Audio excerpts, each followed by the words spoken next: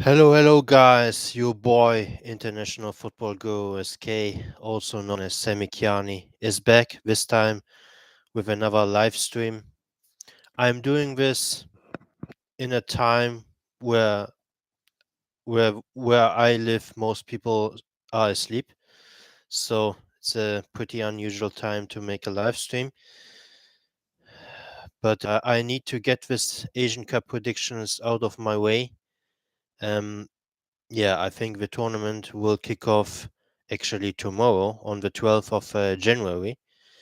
And actually, today is my birthday. So I have lots of things to do later this day. And it's better for me to get this video out of the way now. And later this day or tomorrow, I will have also to stream my AFCON predictions. And I will, of course, also post on Twitter my predictions for those who don't follow my YouTube channel that much or don't have time to check out these streams. And then he says, "Yo, Sammy, nice Germany kit. I have the same one. Yeah, I like this kit a lot. I think it looks great, and it's the 2014 Germany World Cup kit.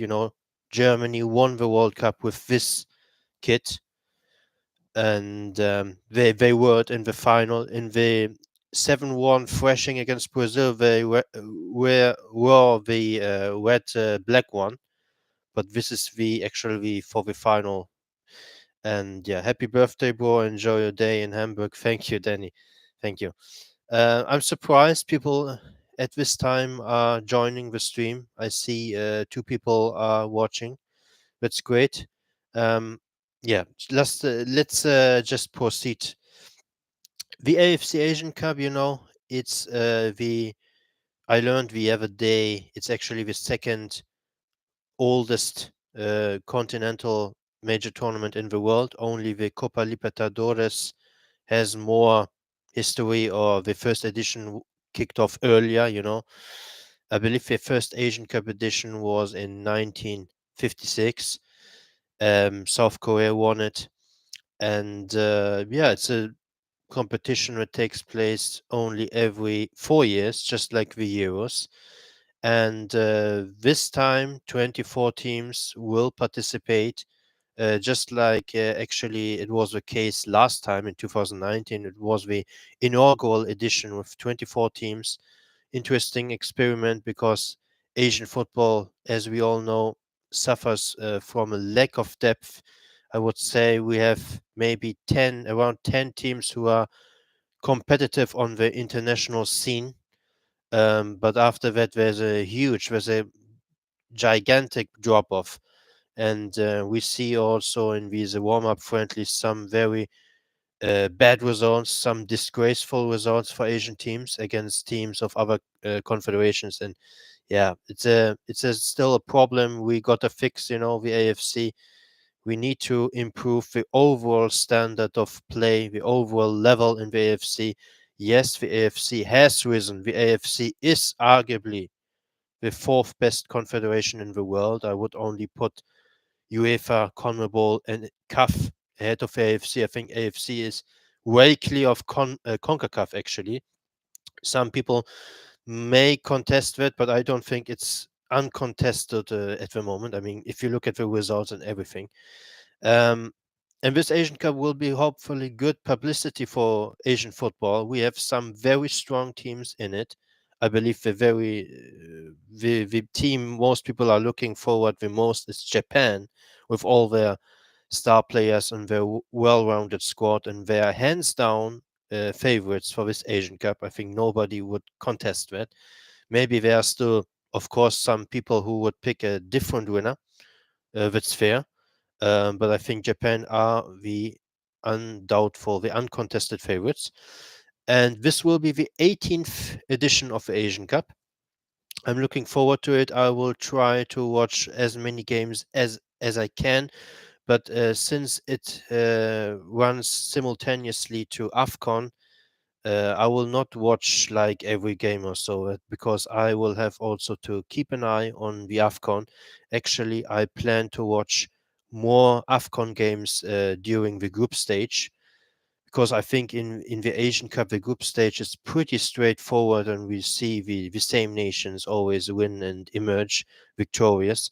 And I think there's more lessons to learn or to draw for me when in watching African teams, because let's be honest, I'm more like an Asian football expert. I haven't watched these African teams very regularly in the last 1 or 2 years. Unlike the Asian teams, I think the Asian teams, all these teams who will participate at this Asian Cup, I have watched at the very least 1 or 2 times, at the very least. I mean, most of these I watched like several times, many times, so I really know these teams, not necessarily all the players, but I know how they play as a team, how is their style. And so, yeah. And yeah, I think without further ado, let's just dive into my predictions.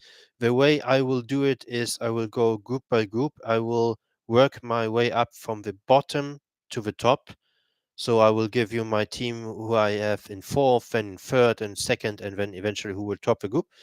And then I will, of course, say always a couple of things, what comes to my mind spontaneously about each team. I haven't prepared any notes whatsoever. I'm doing just this freely, completely freely. And yeah, I have a lot of knowledge about these teams. As I said, I watched them many times. And yeah, let's just start. And later on, I will give my knockout stage predictions, my knockout bracket. You will see a couple of surprises. It won't be everything straightforward, because I'm always a surprise guy. I love upsets. I don't like to put in too many upsets, but I think every decent prediction should contain a fair number of upsets, because in football, we all know upsets happen. They always happen in these major tournaments, because sometimes teams are very evenly matched and there's not much between the teams. And sometimes it comes down to luck, to met form or on the day. And yeah, there's always upsets. So let's just start with Group A. I will have a look at the comment section again. I live in Canada. That's why I think in Canada it's now a pretty good time to watch the stream. Uh, Hi, happy birthday. Yeah, thank you. AD744. Will you watch highlights of matches you don't watch? Yeah, of course. But these highlights the AFC upload on their channel, I think they are always like 1.5 minutes long or so, or 2 minutes. I think there's not much to basically to draw lessons of these highlights, but I will of course watch them. Yeah. Group A, futures we host Qatar. Reigning champions, surprisingly, they won the last edition in thrilling fashion. They were so dominant. They won every single game, beat Japan 3-1 in the final, conceded only a single goal in the tournament in the process. Yeah, that's Qatar. We have also Tajikistan in this group. We have China in this group, and we have Lebanon in this group. So coming in fourth place in this group, I have Lebanon, a nation that never has made it out of a group in Asian Cup history. Actually, not a nation that has that much pedigree in Asian football. Yeah, they tend to make the latter stages of World Cup qualifying, but they never do much at Asian Cups. And it's a squad majorly domestic based, but they have also some European based guys, in random leagues. I don't know, not in very good leagues. Maybe these are diaspora, some diaspora kids. I personally know a couple players like Hassan Matuk. He's like now 36 years old. He is actually past it, but he's still one of their best players. That says actually all about Lebanon's level these days, that a 36-year-old player is still one of the best players and carrying them. There's also Sony Saad. I believe he plays straight in the MLS, I believe. I'm not sure. No, not MLS. I think he used to play in the MLS, but now he's somewhere in Asia. I'm not sure. Um, Lebanon, when I watch them, I see a team where there's not much. They don't have much ideas in final third. Their play in attack is fairly predictable. It's very predictable. They cross the ball in. They shoot from long range, from distance, and yeah, it's just very basic, very basic football. I don't see much gameplay, much um, cohesion or chemistry in attack. And they are past it, in my opinion. They are weaker than 4 years ago. 4 years ago, actually, they did fairly okay, I would say. They were in a group with tough group with eventual champions Qatar, Saudi Arabia, and North Korea. They beat North Korea, lost out to Saudi Arabia and Qatar closely, I would say, and missed out as the only team to, they had 3 points, but they were the only team in the third place table who missed out despite having won a game. So it was very harsh. I believe they missed out on goal difference, or I believe even on fair play points. I'm not sure. It was like very, very close. This time, I don't expect much of them. I think they're weaker.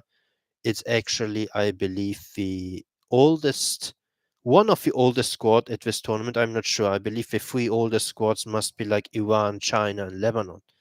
They are amongst them, and I think they will have a tough time in this group.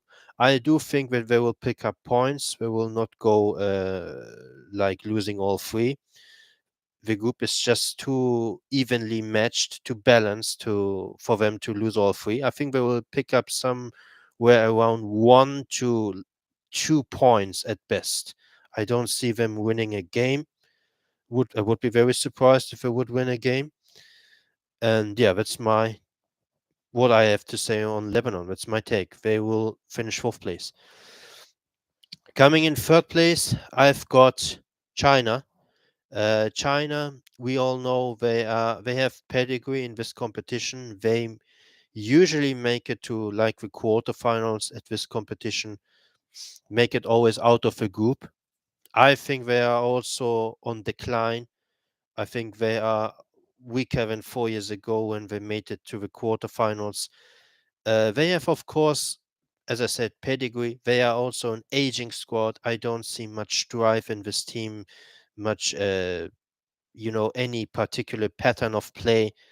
It's also again toothless in attack. I find when I watched them against South Korea in a World Cup qualifier, I was shocked on their level of display. Because they couldn't put up any fight whatsoever. They had only like 2 shots, 0 on target, something like that. South Korea fairly dominated them in on Chinese soil, 1-3-0. And there were also a couple other very, very average performances, and I don't China at all. Um, the reason I give them still third place is pedigree, and I rate Lebanon even worse than them. And I don't have much to say. I think it's a domestic-based squad. We all know Wule, the talismanic striker. I think he's getting up in age, but he can still provide a presence up front and maybe score 1 or 2 goals for them at this Asian Cup. And yeah, I think Chinese football is going south. They're going backwards. I think they used to be better in the 2000s, even in the 2010s, I would say. I see a decline of them in enhanced decline in the last 2, 3 years. And yeah, I have them coming in third. But I have to say, I have them still advancing as one of the four best third place winners. I think they would get a victory somewhere, and I'm not sure exactly against who. Could be against Lebanon. I have also a suspicion it could be maybe surprisingly against Qatar on match day 3, because I expect Qatar to wrap up the group with 6 points in the first 2 games, and maybe they might field a B11. the fringe players, and China could maybe capitalize on that. Yeah, these are my thoughts. I think China, I see them picking up around 3 to 4 points. That's my expectation for China. But I wouldn't be shocked if they would finish even bottom. Let's just say that. I mean, I really don't rate them, but yeah, I will give them the benefit of a doubt. Coming in second place, my surprise team for this Asian Cup, for this group stage, let's say, is Tajikistan. They are debutants, first time they will participate at the Asian Cup. I like the look of this team. It's one of the youngest teams at this Asian Cup. I believe it's like the youngest or second youngest team at this Asian Cup. There's a lot of promise in this team. Yeah, it's a mostly domestic based squad, and they all basically play for the same club, Istiklal FC. That's the reigning Tajikistani champions, and that club also participated in the Asian Champions League in the last couple of years. They appeared in the group stage, played also the likes of Persepolis of Iran, so I know them. And Tajikistani football has made strides in the last years, I would say, and they have a good coach in Peter Shegrat. He's a German Croatian, and I think they have there's something to this team. They have a good attack. I mean they have good feet work. They have pace. They're solid on the ball. They play. They can pass the ball properly. The thing, or my only concern with this team is maybe the occasion gets to them because it's their first Asian Cup. They are debutants. If they in their first game, if they can't deal with the occasion and lose against China, then they will all of a sudden look at an early exit maybe. And so it's a risky prediction, of course, but on the other hand, I still feel confident because I've seen Lebanon and China's decline, and I've seen Tajikistan climbing up the ranks. So this prediction makes sense for me. It's a gamble, but I think it is still a reasonable prediction, I would say. Um, wouldn't be surprised if they would finish third, but I would be surprised if they would come bottom. That I don't see at all. That would be pretty disappointing in my view if they would come bottom. I think I rate them better than these sides, Lebanon and China. And yeah, I think in World Cup qualifying, they drew in Jordan 1-1. They got unlucky when they conceded in stoppage time the equalizer. They thrashed Pakistan on the road 6-1, and that was a very impressive performance. At the Qatar Nations Cup in summer 2022, they weren't that impressive, I have to say. But maybe that was the first tournament experience for them and will help them to perform better at this Asian Cup. And I think they are on a steady upward trajectory, and maybe they are even better now than 6-7 months ago. They had also like finished runners up of the under 17 Asian Cup like couple or several years ago. So, and I think this crop of players that is now playing for the A national team, A senior national team, is partly of that generation, that finished runners up at the, I believe, 2016 under 17 Asian Cup. So they are my dark horse shout for this Asian Cup. I have them coming in second place. First place, I have Qatar, the hosts. I don't have much to say about this team. We all know they won the last edition. They disappointed at the World Cup, lost all 3 games. We know the star players, Al Muazzali, Akram Afif, and there are always still a couple other decent players, Al Shape and goal. And yeah, I think with home advantage, they should be topping this group. But I still see them dropping points somewhere. So I don't see them picking up all 9 points. My expectation for Qatar are around 6 to 7 points, let's say. I think they will win at least 2 games. And they are not favorites of this Asian Cup, that's for sure. They are not even contenders, in my opinion. They could be at best a dark horse. That's how I perceive them. I think they are on a steady decline. I think their peak was in 2019 at the Asian Cup. When they played the Copa America, they had a group stage exit at the 2021 Copa America or 2020 Copa America, but they were still decent, I would say. And they put up fights there. When they played at the 2021 Gold Cup, there was a first decline to be seen, but they still made it to the semifinals, lost out to a USA B or C team, I'm not sure, in the semifinals. And the lowest point basically they reached at the World Cup, and I think they haven't progressed since the World Cup. Maybe they have gone even a bit down more. So I think they are now basically they are now back to their pre 2019 Asian Cup form, I would say. Before the like in the let's say in the 2010s or so, Qatar was like on the top 10 threshold of AFC teams. They were not like fifth or sixth best Asian nation. They were always around that threshold, top 10. And I perceive them now basically again at this level. I still see them as a top 10 side in Asia. I rank them in my personal ranking still in ninth in Asia. I think there are eight, certainly seven teams in Asia who are better than them. If you're generous, maybe eight. And yeah, let's just see how they will fare at this Asian Cup. They changed also their manager very shortly ahead of this tournament. Carlos Queiroz, the former Iran manager, was sacked after subpar friendly performances and results. And yeah, I think they are a little bit an unknown variety. We don't know how they will, what a Qatar will turn up at this tournament with a new manager, a Spaniard manager who coached Al Wakra in the Qatar Stars League. So let's just see. But I think they will at least top this group. These are my predictions for Group A. We are already 21 minutes in, so I think this stream might take 1 hour, but let it be. Group B. I will look at the comments a little bit.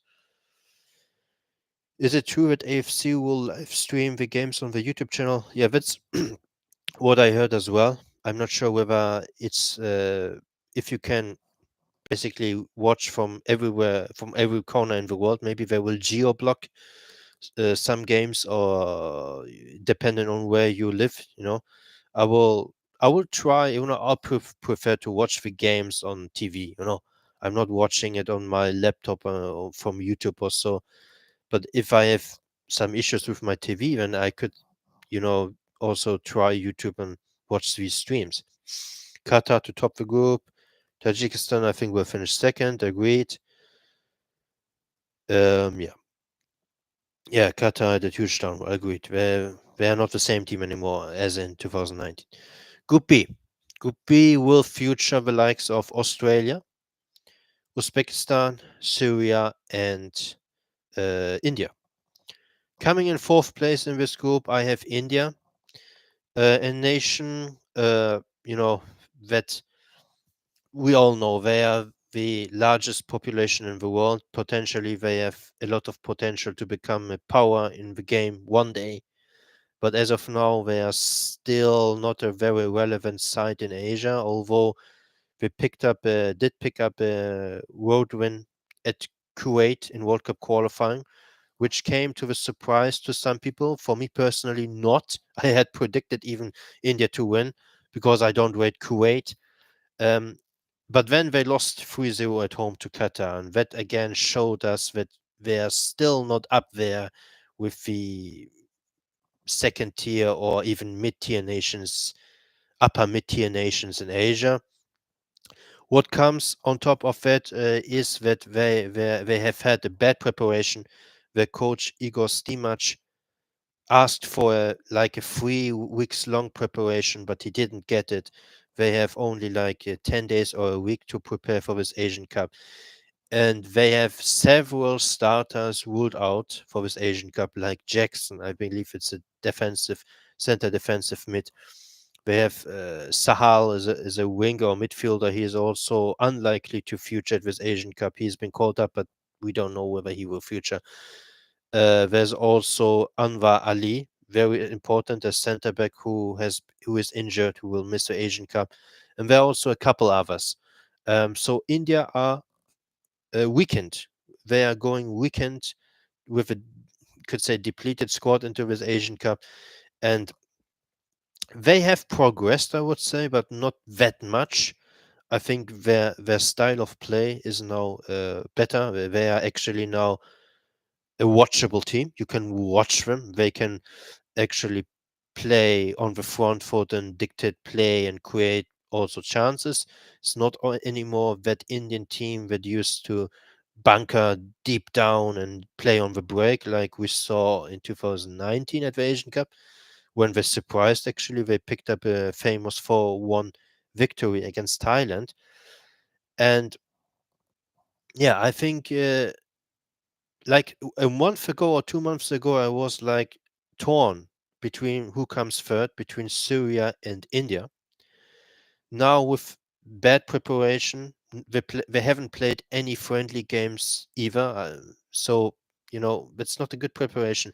And with several starters called out for this tournament, I think they will come last in this group. I personally see them picking up 0 points or 1 point at best, and that point would certainly come against Syria.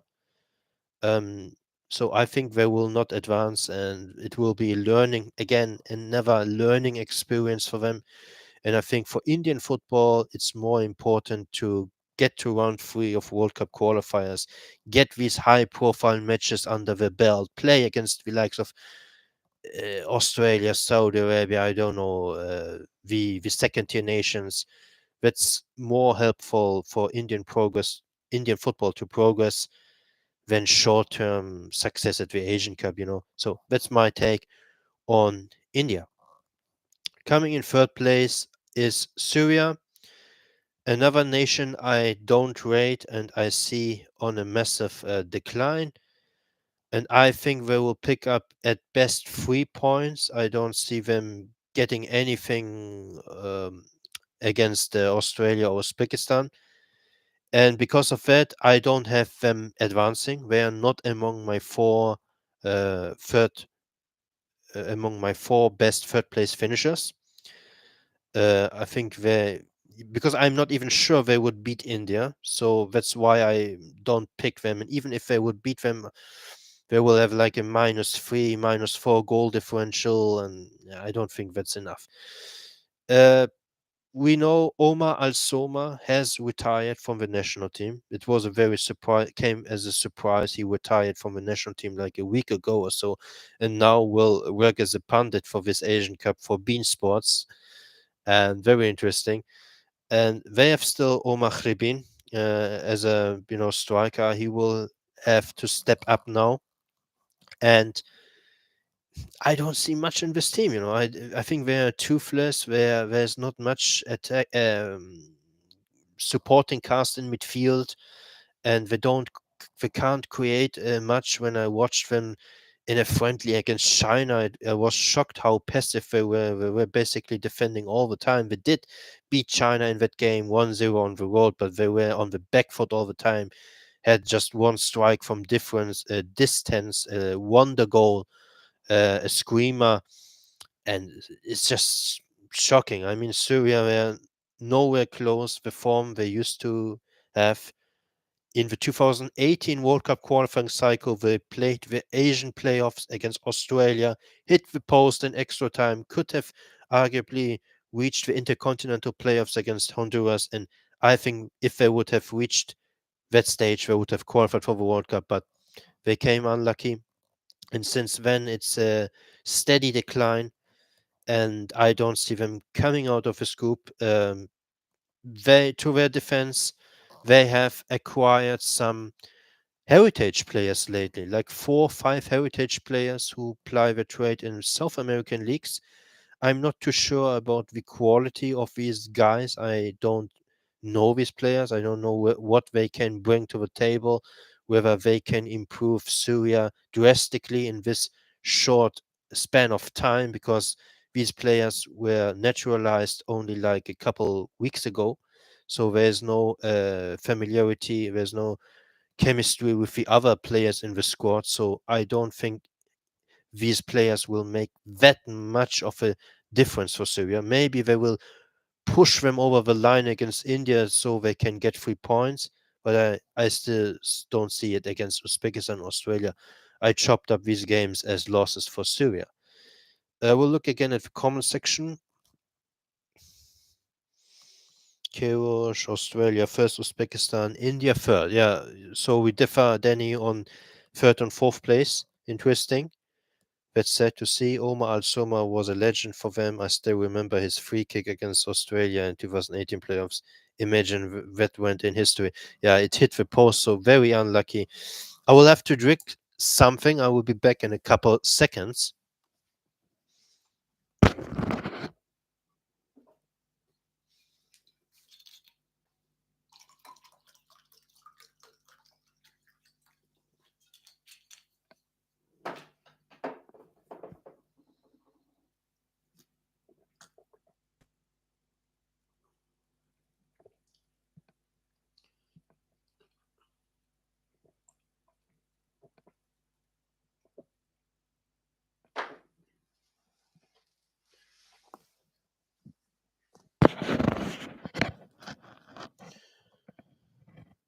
Yeah, surprised he didn't get called up. Yeah. So, yeah, that's all what I have to say on Syria. I mean, we are already half an hour in, so I have to speed up a little bit. Second place, maybe this comes as a surprise to some people. Australia. Australia, I have coming in second place. A week ago or so, or actually 3 days ago, I had them still in first, but now a last minute change in my predictions. I dropped them now to second place.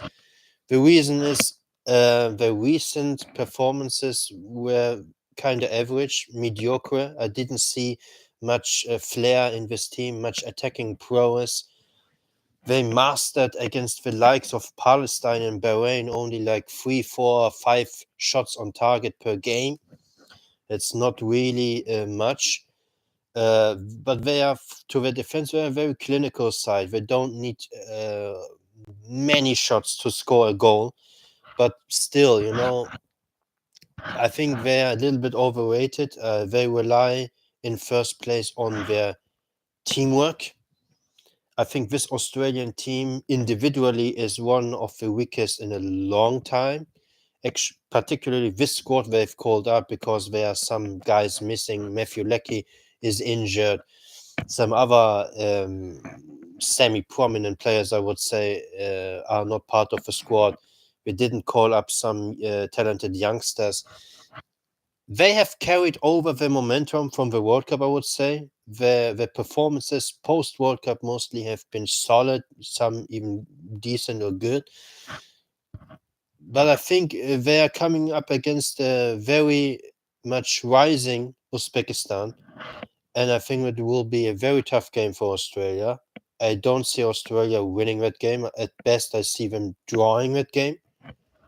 And Uzbekistan might score more goals than them because I really don't rate Australia's attack. And they have, of course, some good players, but it's not like the team they used to have in the end 2000s or in the early 2010s. That these Australian teams were individually at a much better level. They had actually players who got game time in the big 5 European leagues. Now you don't see that in this squad. I mean, this squad, they have European league based players, but they don't have them in the big 5 leagues. They are playing for sometimes could be championship level or some other European leagues in some other European leagues. And yeah, I think individually they are a rather limited side. I would say this squad they sent to this Asian Cup is like the 5th strongest squad at this Asian Cup overall. I think Iran, Saudi Arabia, of course, Japan, South Korea, anyway, they have better squads all around. And they're still coached by Graham Arnold. They made it to the round of 16 to my and to many people's surprise at the last World Cup, pushed also Argentina hard. But I personally think that their World Cup performance is slightly overrated. I think that Danish team they played didn't show up whatsoever at the World Cup. And I remember still up to this day that game Australia-Denmark. Such a dreadful performance from Denmark. Australia capitalized on that 1-0. Also against Tunisia, I think Australia kind of got lucky. That game looked more to me like a draw, but they were clinical, and that's what they are.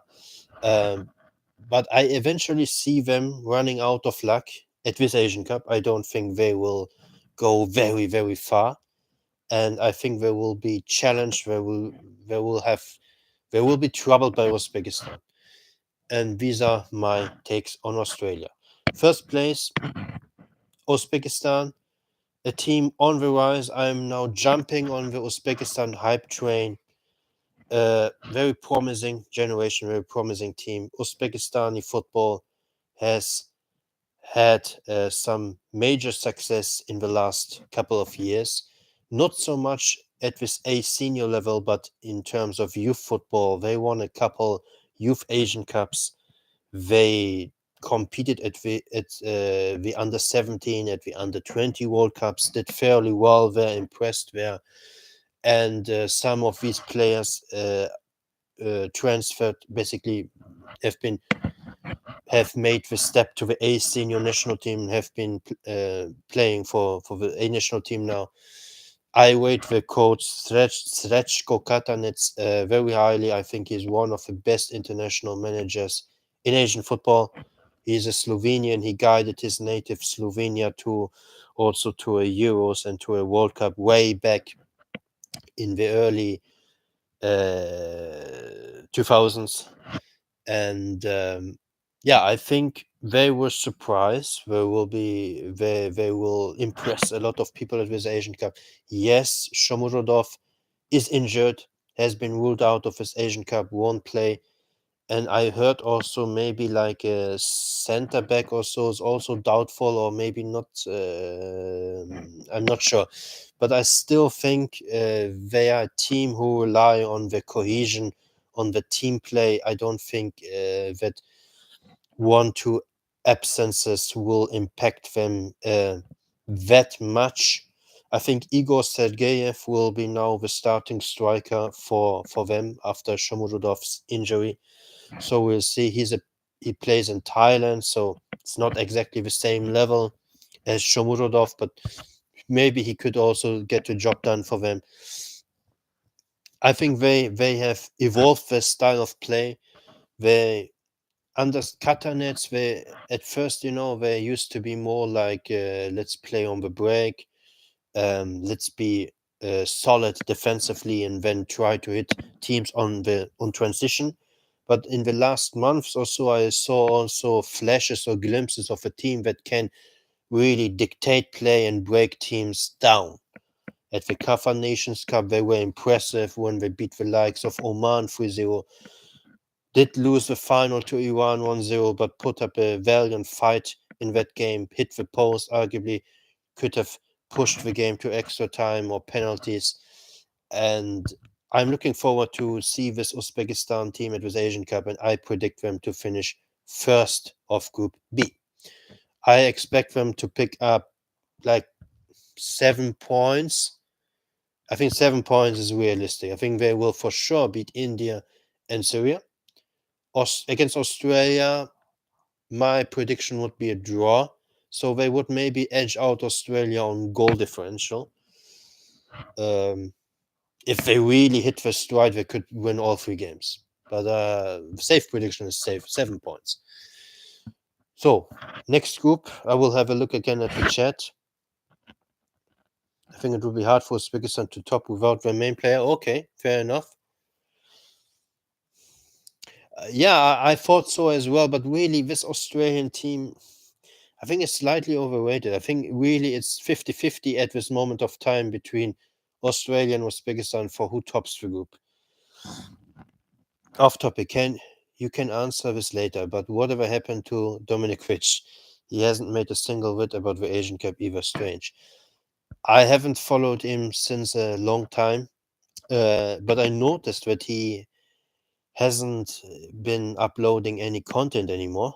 because sometimes I'm still checking what he's doing, like, and so because when he talked international football, I still liked, that content and valued his opinion to some extent. I don't know what has happened to him.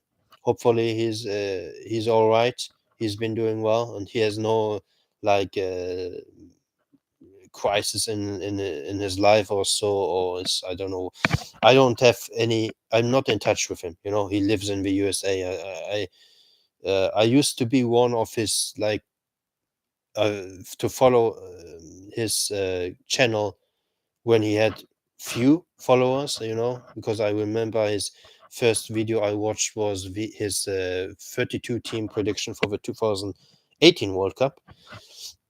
That's how I discovered him, and then I used to follow him, but his content changed a lot over the time.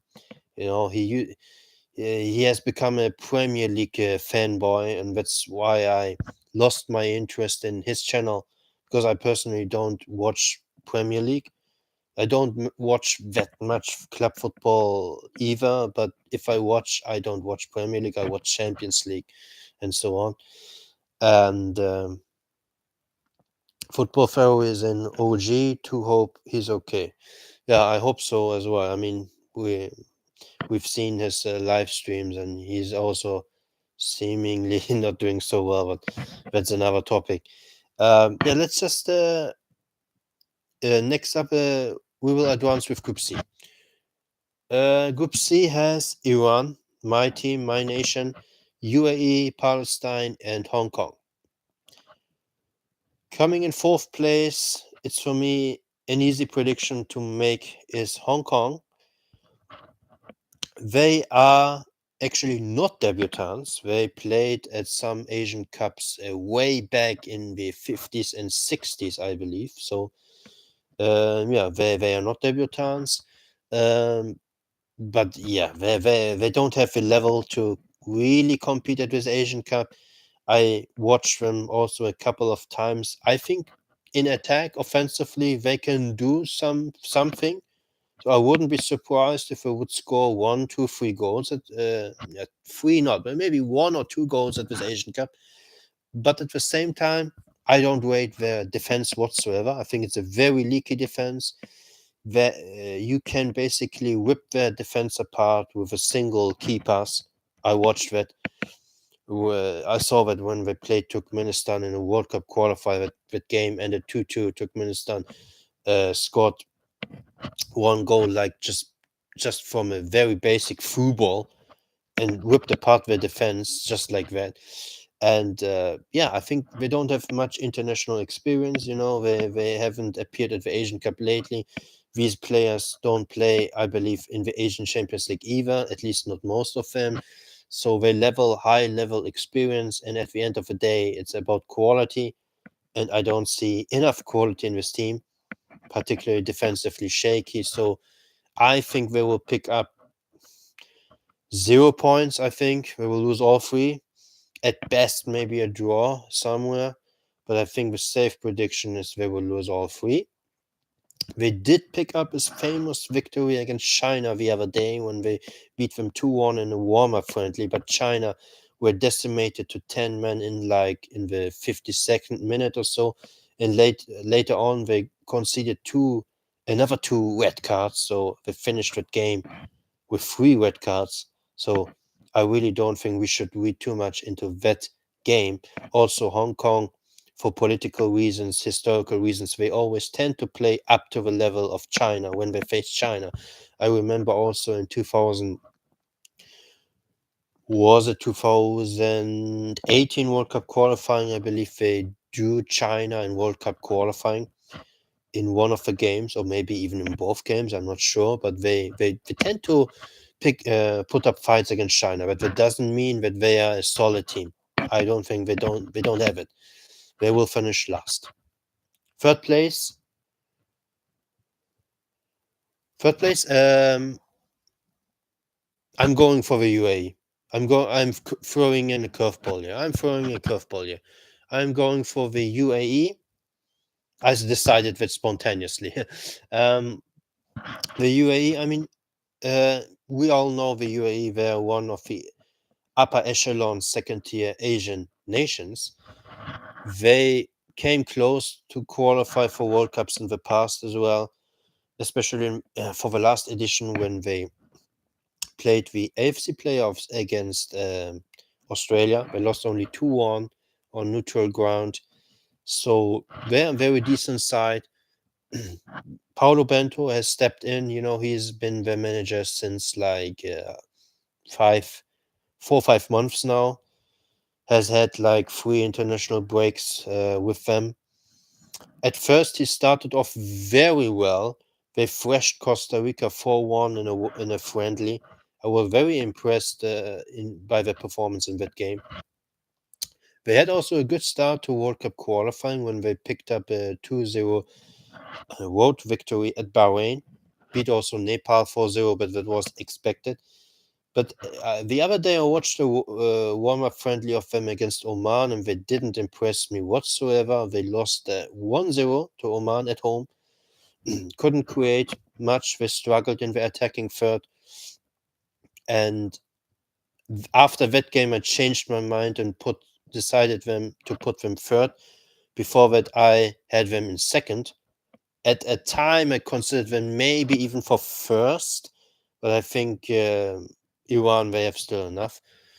So I think I don't know their players that well. I can't mention many players. Al Ghassani is a good winger. Ali Maprout is still in the squad, their talismanic striker, but I'm not sure whether he is still as good as he used to be.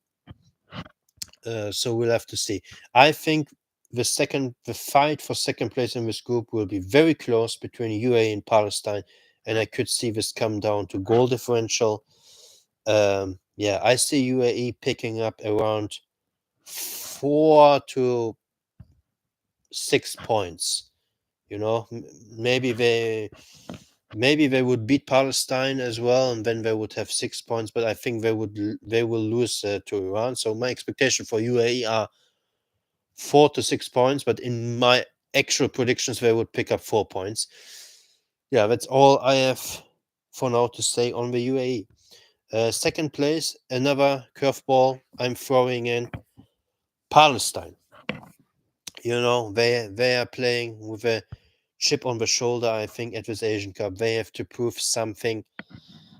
I think at the last Asian Cup, they showed glimpses of what they could do. They picked up 2 points in a tough group with Australia and a much better Syria and Jordan. And I think they have kept the level or even slightly progressed. They have the likes of Oday Dabach. He's a very good striker. He plays straight in Belgium, I believe. Used to play also in the first Portuguese league and scored goals there. He has scored also goals in Belgium. So he has shown that he is a very capable striker. The issue with Palestine is despite having him up front, they don't score many goals. Actually, you look at the recent results, they never score actually, but they don't concede much either. So it makes them a very difficult team to assess. They could disappoint if they don't figure out their goals. If they can't put an end to the goal scoring drought, there's a chance that they could even fail to beat Hong Kong and finish like with 1 point or so. But I'm not ruling out that scenario. But for now, I'm betting on them to get 4 points, a win against Hong Kong, a draw against the UAE, and maybe advance over the UAE in goal difference with a better goal differential. And I think one reason why I make this call is Sardar Azmoun for Iran. He will not play against Palestine in the first game because Roma and Iran they have come to an agreement that Azmoun will join Iran a bit later. He will not be available for the first game. So, and Palestine has the advantage of playing Iran first. So they maybe with Iran missing Azmoun, they could keep Iran to a respectable loss, like a 1-0 or 2-0. And this could maybe help them to finish second above the UAE. And I think, as I said, Hong Kong, they are error prone side, they're vulnerable, shaky. I think Palestine will figure out their issues in attack and they will score a couple on Hong Kong. They have to score on that defense. And yeah, Palestine, they impressed me in World Cup qualifying when I watched them against Australia. They hold on the ball quite well. They passed it around quite well. That was a very close game, actually. They outshot Australia and they had like 45 or 47% of ball possession. And the XG was fairly even against Australia. So they played up to the level of Australia. That impressed me a lot. They couldn't beat Lebanon, finished 0-0 in World Cup qualifying, but they were a better team, should have scored, should have won that game, judging of highlights. So I'm throwing a curveball and put them in second place. I wouldn't be surprised if they would finish third. Logically thinking they should be maybe finishing in third place, but I have them in second. Next up, first place, Iran. Iran, my team, my nation. We are one of the contenders. So with Asian Cup, I wouldn't put us down. Yeah, maybe even we're even favorites. It depends how big your favorites circle is. We have, of course, still the likes of Taremi, Azmoun, Rodos, very important player for us in center midfield. I think he is very important to dictate the tempo, the rhythm of the game with his passes. He's very calm, very composed on the ball. And I think if Iran wants to have a very deep run, make it maybe to the final, he has to have an outstanding tournament. We rely, of course, on Taremi and Azmoun's brilliant link-up play up front. The midfield, other than Rodos, is nothing to write home about, unfortunately. I think we struggle. We lack creativity from midfield. And the problem with Iran is it's an aging squad. It's unfortunately one of the 3 or 2 oldest squads at this tournament. Average age is around 29.5 years. So realistically, this squad is slightly past their prime, to be frank. But I still think we have shown in these friendlies some good attacking play. We create, thanks to good link-up play between Azmoun and Taremi, we create many chances, but we are sometimes very wasteful in front of goal. We saw that against Burkina Faso lately in a friendly. We did beat a slightly weakened Burkina Faso side because they missed some of their star players 2-1 in a friendly, but we created dozens of chances, should have scored 3, maybe 4. So I think Iran, we will for sure do well in the group stage. Even though we are an aging squad, this group should not pose too much of a problem for us. I'm backing us actually to pick up all 9 points, at least 7 points. That's my expectation. 7 to 9 points. And I will talk maybe about Iran later in the knockouts when I come to my knockout bracket.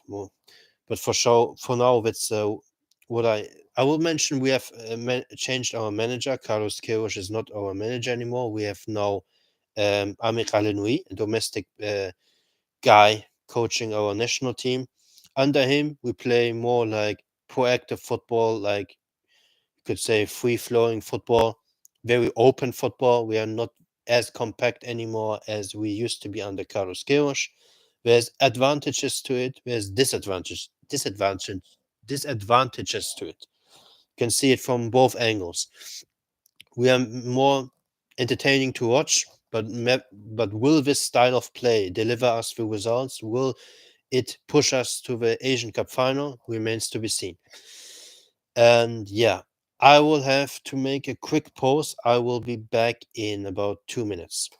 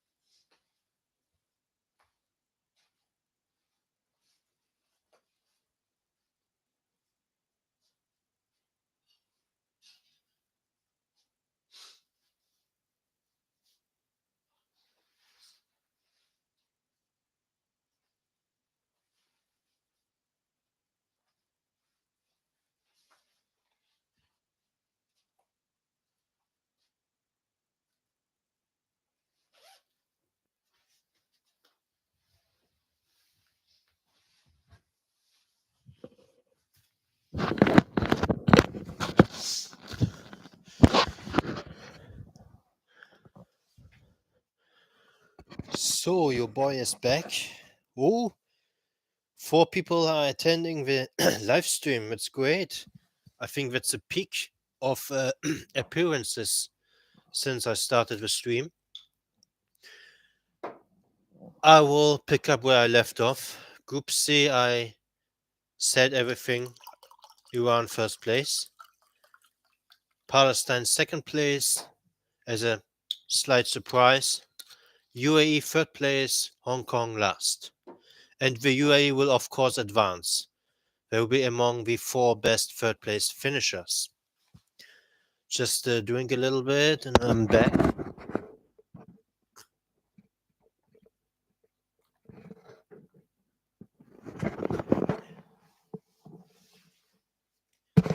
My live streams, when it comes to predictions, they are always very long. I don't know what it is, but this stream will take 2 hours. I'm sorry. It is just the way I am. I cannot talk brief. I need to talk a little bit about these teams. An Asian Cup happens only every 4 years, so we will take the time. Group D consists of Japan, Indonesia, Iraq, and Vietnam. Some people, or many people, actually labeled this group the group of death at the time of the draw. Already back then, I had my doubts whether this is the group of death. I was more leaning towards Group E, personally. And now, after all the results and all the games we've seen lately of these teams, it's safe to say that this is not the group of death.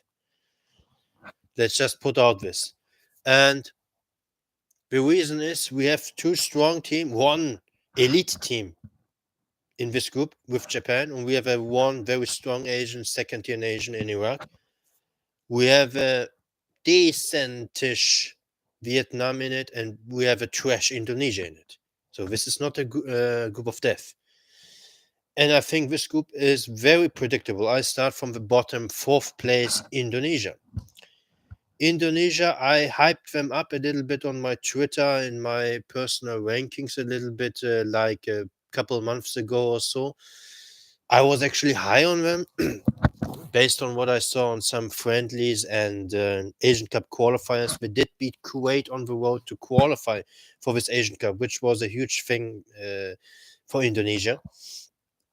But recent friendly performances left a lot of to be desired. I watched also many of the games lately, so I know. I would say there's some talent to be seen in this team. I believe it's the very youngest team. Yes, Indonesia actually the youngest team at this Asian Cup. I believe Tajikistan's second youngest. They have the youngest team at this Asian Cup, and there's some talent, and Indonesian football will surely progress and rise in the next years. They have also a decent number of dual nationals or heritage players, how you want to call it. They've been calling up these guys. They have naturalized or handed out citizenship to these guys, and they are starting to get called up and to play for the Indonesian national team. But this is a process, it's a process. It will take a couple of years before Indonesia really will benefit from these players and we'll see their level rise. As of now, there's still a small team, I would say, in Asia. I mean, at this Asian Cup for sure. I believe there's a conversation at the moment between many people. Who's the weakest Asian side at this Asian Cup? Is it Hong Kong or is it Indonesia? I'm sure it's one of these two. And the tournament will provide answers. Maybe it's even Indonesia. If they really get their ass spanked, I don't know. I hope for their sake that they will put on a decent performance, but as of now, I don't see it. I see them losing all three games, and they will, of course, probably receive a spanking from Japan. And I think they will also lose by a big margin, by a hefty margin to Iraq. They did lose to them already 5-1 in World Cup qualifiers. And I think, they have a South Korean manager. I think just alone the fact that they are at this Asian Cup is a success for them, so we shouldn't expect too much of them. I have them in fourth place. Third place, fairly straightforward, Vietnam. Do I have them advancing as one of the four third best placed finishers? No, I don't have them. So I predict a group stage exit this time for Vietnam after they made the quarterfinals back in 2019, which came as a big surprise to many of us. And they've regressed since. I don't think they are on the same level anymore. It has several reasons. One is the I believe some players who used to be part of the 2019 team are no longer around.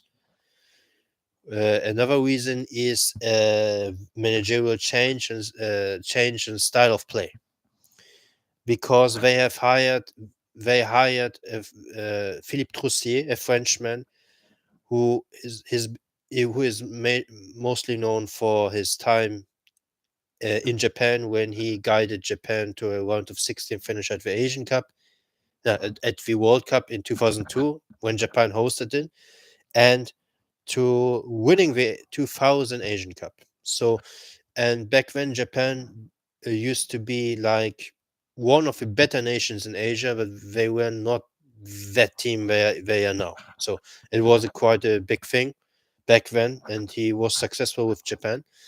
And the thought process or the idea behind his hire is Vietnam wants to make the next step. They want to go from a counter-attacking side to a possession-based style. They want to dictate play. They want to just be more confident on the ball, create on their own. These are all things they miss. They still miss. They are in that transition, and it's a rough transition, and they are not getting good results lately. In World Cup qualifiers, we did pick up a win against the Philippines away, but that was more or less expected. They lost to Iraq 1-0, but the fashion in they lost was not promising at all. Iraq fairly dominated them in their backyard. Vietnam had like 2 shots and 0 shots on target. Never really looked threatening in that game, and that performance tells me that they don't have what it takes to put up fights against decent teams at this Asian Cup. They are good enough to beat still Indonesia. From what I know, Vietnam, they have also many starters ruled out, injured for this tournament, like center back, goalkeeper, starting goalkeeper out. So they could also pay the price for these injuries by maybe even failing to beat Indonesia. But for now, I'm still banking on them to beat at least Indonesia and finish in third place. And yeah, that's all I have to say on Vietnam. I think if they make it out of the group, that's already, in my opinion, given the circumstances, the injuries, and the tough group they are in, already a success. If they make it out of this group, is my opinion. Um, Second place, very straightforward, Iraq. Under Jesus Casas, the Spanish manager, they are also seeing a shift in terms of style of play. They are now playing proactive, high press style of football, and it's exciting to see this evolvement of Iraq. I think they will be one of the most exciting Asian nations to follow in the next years, alongside Uzbekistan, of course. And I think they won the Golf Cup in last year. Some nations like Saudi Arabia and Qatar didn't send their strongest 11 to the tournament. Actually, they sent not even B score. Saudi Arabia didn't send even a B score. They really sent some random guys. Qatar sent like more like a minus, a B plus team, I would say. They won the Golf Cup in impressive fashion. They did beat Oman. They hosted actually that Golf Cup, so it was a big thing for Iraqi football that they finally were allowed, to host again, not only friendlies but a major tournament basically. And they are on the up. They have also quite many dual nationals. Their squad consists like 40% of players who play in European leagues, or at least in foreign leagues. Some players play also elsewhere, but there is some European blend of talent basically in the squad. And I think they will do well. They will pick up 6 points. That's my prediction. They will beat Vietnam and Indonesia, but will lose to Japan. That's my prediction for them. First place, without a doubt, Japan. For me, they are the standalone favorites of this Asian Cup. I mean, they are really a step above everyone else. They have they reached the round of 16 at the last World Cup. We all remember they beat Germany, they beat Spain. Um, they did play counter-attacking football, so it was a different style. I think since the World Cup, they have made the transition now to a style who can break down, to a side who can break down teams, who can play very dominant, and I think they have even progressed since the World Cup. So really, the results are telling this. I mean, you look up the results; they've been thrashing teams left and right, and it doesn't matter uh, who you are or from which confederation you are. They are not only thrashing Asian teams; they are thrashing the likes of Germany, Turkey, Canada, Peru, El Salvador. Okay, they didn't thrash Tunisia, but they won 2-0. So that goes to show you, the level it has skyrocketed in the last 2-3 years. I think the 2018 World Cup was a turning point for Japan. Since that World Cup, when they made it out of the group, pushed Belgium very hard, should have arguably made it to the quarterfinals. They were 2-0 up and bottled the lead. Since 2018, I see them on a massive upward trajectory. They're progressing nicely under Hajime Moriyasu. And I think they are, as I said, they are favorites for the Asian Cup. We all know their players. I don't need to run through all of them. Maybe later in the knockout stage, I will run through them. I think they have the best squad all around. Some people might argue, yeah, South Korea have better individual players, high-end quality players. That may be true. But I think as a squad overall, this Japanese squad is by far the best squad in this tournament.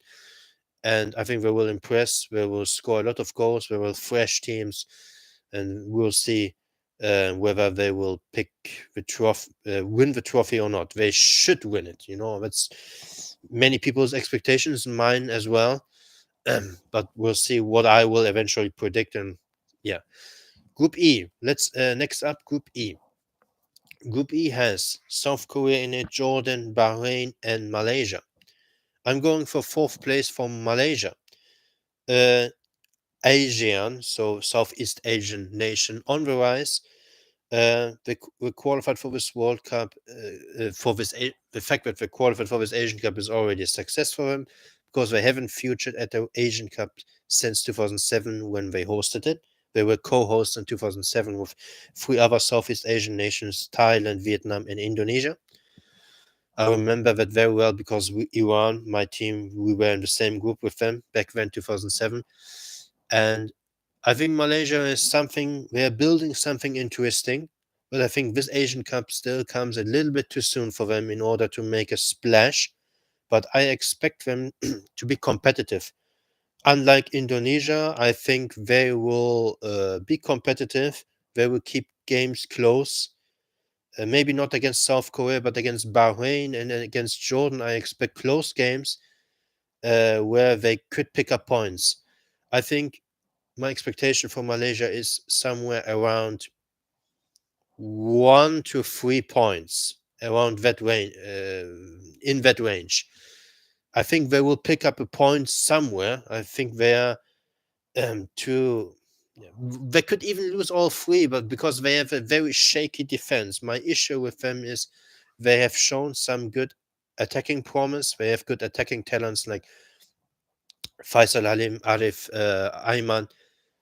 But as a team, how they defend, I'm not sold on that approach. They leave some huge space or gaps in midfield. Opponents could exploit that. They play a very risky style of football. They push many men up forward, and that leaves the back exposed sometimes. We saw that in World Cup qualifiers. We conceded 3 goals to Kyrgyzstan when they beat them 4-3 in a thriller. We scored the winner in stoppage time. Um, you know, I don't think this style of play and conceding so many goals is sustainable for tournament football. So that's why I put them still in fourth place, but I expect them to impress in a way, to show some skill, score some goals, because they tend to score goals, they can score. And yeah, let's just see what they can do. Third place. This is a change in prediction after recent friendly results. Third place now Bahrain. I used to have them in second, but now I drop them to third place. I have them still advancing as one of the four best third place finishers. I give them the benefit of the doubt. I didn't like what I saw lately. I used to be very high on them. I picked them actually to qualify for the 2026 World Cup as as a left field shout, but they looked better under the previous manager, Helio Sousa, the Portuguese manager, but he departed in July or June, in after his last international break with Bahrain was in March. Juan Antonio Pizzi, Spanish Argentine manager, took over sometime in the summer, and under him, I'm not sold on them, and I'm not so high on them anymore at the moment, based on recent performances I saw. They struggled in some friendlies, and they had also a subpar start to World Cup qualifying. They beat Yemen on the road 2-0 in a World Cup qualifier, but they lost 2-0 at home to the UAE. That was the first sign that things are starting to go south with Bahrain. And the recent warm-up friendlies didn't convince me either. They lost to Australia 2-0, looked toothless in attack, couldn't create much. They didn't concede many shots or opportunities either, so that's a positive for them. But yeah, I was not so impressed. And they lost just yesterday 3-0 in a friendly to Angola. And that result made me now putting them only in third. I think they have to figure out the shit. They're in a transition. Under Juan Antonio Pizzi, the squad has changed. They've been calling up many new faces, new players, and it's a transition. He's been calling up more now, like younger guys, but maybe these guys they lack the quality yet or the experience, and they want to make the transition to a high press style. You know, they under the previous manager, the Portuguese manager, they used to play like in a very compact shape, deep block, I would say, deep or mid block, and then just it was basically safety first. And they defended very well as a team. Now I don't see them as solid anymore as they used to be. Defensively, they are vulnerable, and they have in attack. I don't see any attacking prowess as of now. They have some good players, Ali Madan, the winger, Komal Al Aswad. I wait the center midfield. Mohamed Adel, right back, Walid Al Hayam, centre back. There's some good pieces, but the remaining part of the starting 11, they are just ghosts on the field. When I watch them lately, there's basically this team is carried by very few players, and the other players they don't step up, they don't do their job properly, and with a shift or with a transition in style, it's a rough transition for Bahrain. I can see them struggle a little bit at this Asian Cup. I still give them the benefit of a doubt and have them coming out of this group barely. I think my expectation for Bahrain is somewhere around 3 to 4 points for this group. We should pick up at least a win, but I wouldn't be shocked if they somehow fail to beat Malaysia and finish with 2 points or so. It's also a possibility, but for now, I'm giving them the benefit of a doubt. Second place, Jordan. I think they are an Asian Cup nation. They tend to do well at Asian Cups. Um, Last time out in 2019, they actually topped the group ahead of Australia. but lost when in the round of 16 to Vietnam on penalties. It was a little bit disappointing because after they topped the group, they had, of course, higher hopes than just going out to Vietnam on pens in round of 16. They've changed the manager, they have now, they actually changed several times the manager, they appointed Adnan Hamad, that was their manager, an Iraqi manager who guided them to the World Cup Intercontinental Playoffs in 2014 cycle, I believe. Was it 2014 or 2010? I believe it was 2014. They lost to Uruguay in the playoffs. Uh, and so there's some pedigree to this team. And now to the present situation, they are coached now by Hussein Amuta, I believe, a Moroccan guy. He has stepped in sometime in the summer, so he's been in charge only since like a couple of international breaks. His predecessor was Adnan Hamad, as I said. Under Adnan Hamad, they played a very high press, high octane style of play, and they improved their form. They picked up many victories in friendlies, some against very decent nations. I was actually high on Jordan, but since the last 6 months, since the new manager has stepped in, I see again a dip in form. The results are not so impressing anymore. They got battered a couple of times, and I'm not so confident that they will come second. But given Bahrain's transition, I slightly favor Jordan now at this moment to come in second, because Jordan, the style of play has stayed the same under the new manager. They still play like high press style and very proactive style. Uh, but sometimes they don't look coherent or very cohesive. I don't know. Sometimes they look confused. Like when they lost to Saudi Arabia's B team in World Cup qualifiers, I was disappointed by the performance. They conceded 2 goals inside the first 30 minutes and then couldn't bounce back. They did dominated stat sheet. They had shots, possession, but was not that dangerous.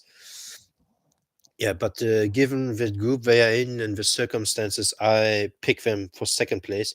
But I don't think they will be anywhere close to South Korea. I think Jordan will pick up 4 points. I think 4 points is what I expect. First place, South Korea. No brainer. They are one of the favorites for this Asian Cup. They have, of course, Son Heung-min, arguably the best Asian player at the moment. He's been balling out at Tottenham. We know he scores many goals for them since many years. And he will be keen to put on a show at this Asian Cup. Of course, South Korea, they want to win this Asian Cup. They went out with a goal. We want to win this Asian Cup, because they haven't won it since 1960, which is shocking. They haven't won the Asian Cup since more than 5 decades. And yeah, I believe part of the reason why they didn't win it is that sometimes they didn't treat it seriously. I remember sometimes they didn't send the strongest squad to the tournament, and South Korea are more like a World Cup nation. I know for a fact that South Korean fans, supporters go crazy when South Korea plays at the World Cup. I know that as a matter of a fact, but there's not the same excitement for the Asian Cup for some reason. It isn't. But this time they enter this Asian Cup as favorites and with the clear goal of winning it. So that puts a lot of pressure on them to perform. We'll see how they will deal with the pressure. In this group, I don't see them having any problems. I think they will finish with, at the very least, 7 points. They should pick up 9 points, in my opinion, and score also quite many goals in the process. And we'll see how they will do in the knockouts. I think as a squad all around, they are not on the same level as Japan, but they have Son Heung-min, Kim Min-jae, Lee Kang-in, and Hwang Hee-chan. These 4 players carry the team. The supporting cast has to step up if they want to really win this Asian Cup. As of now, I still see them a step below Japan, because their teamwork, the cohesion is not at the same level as Japan's.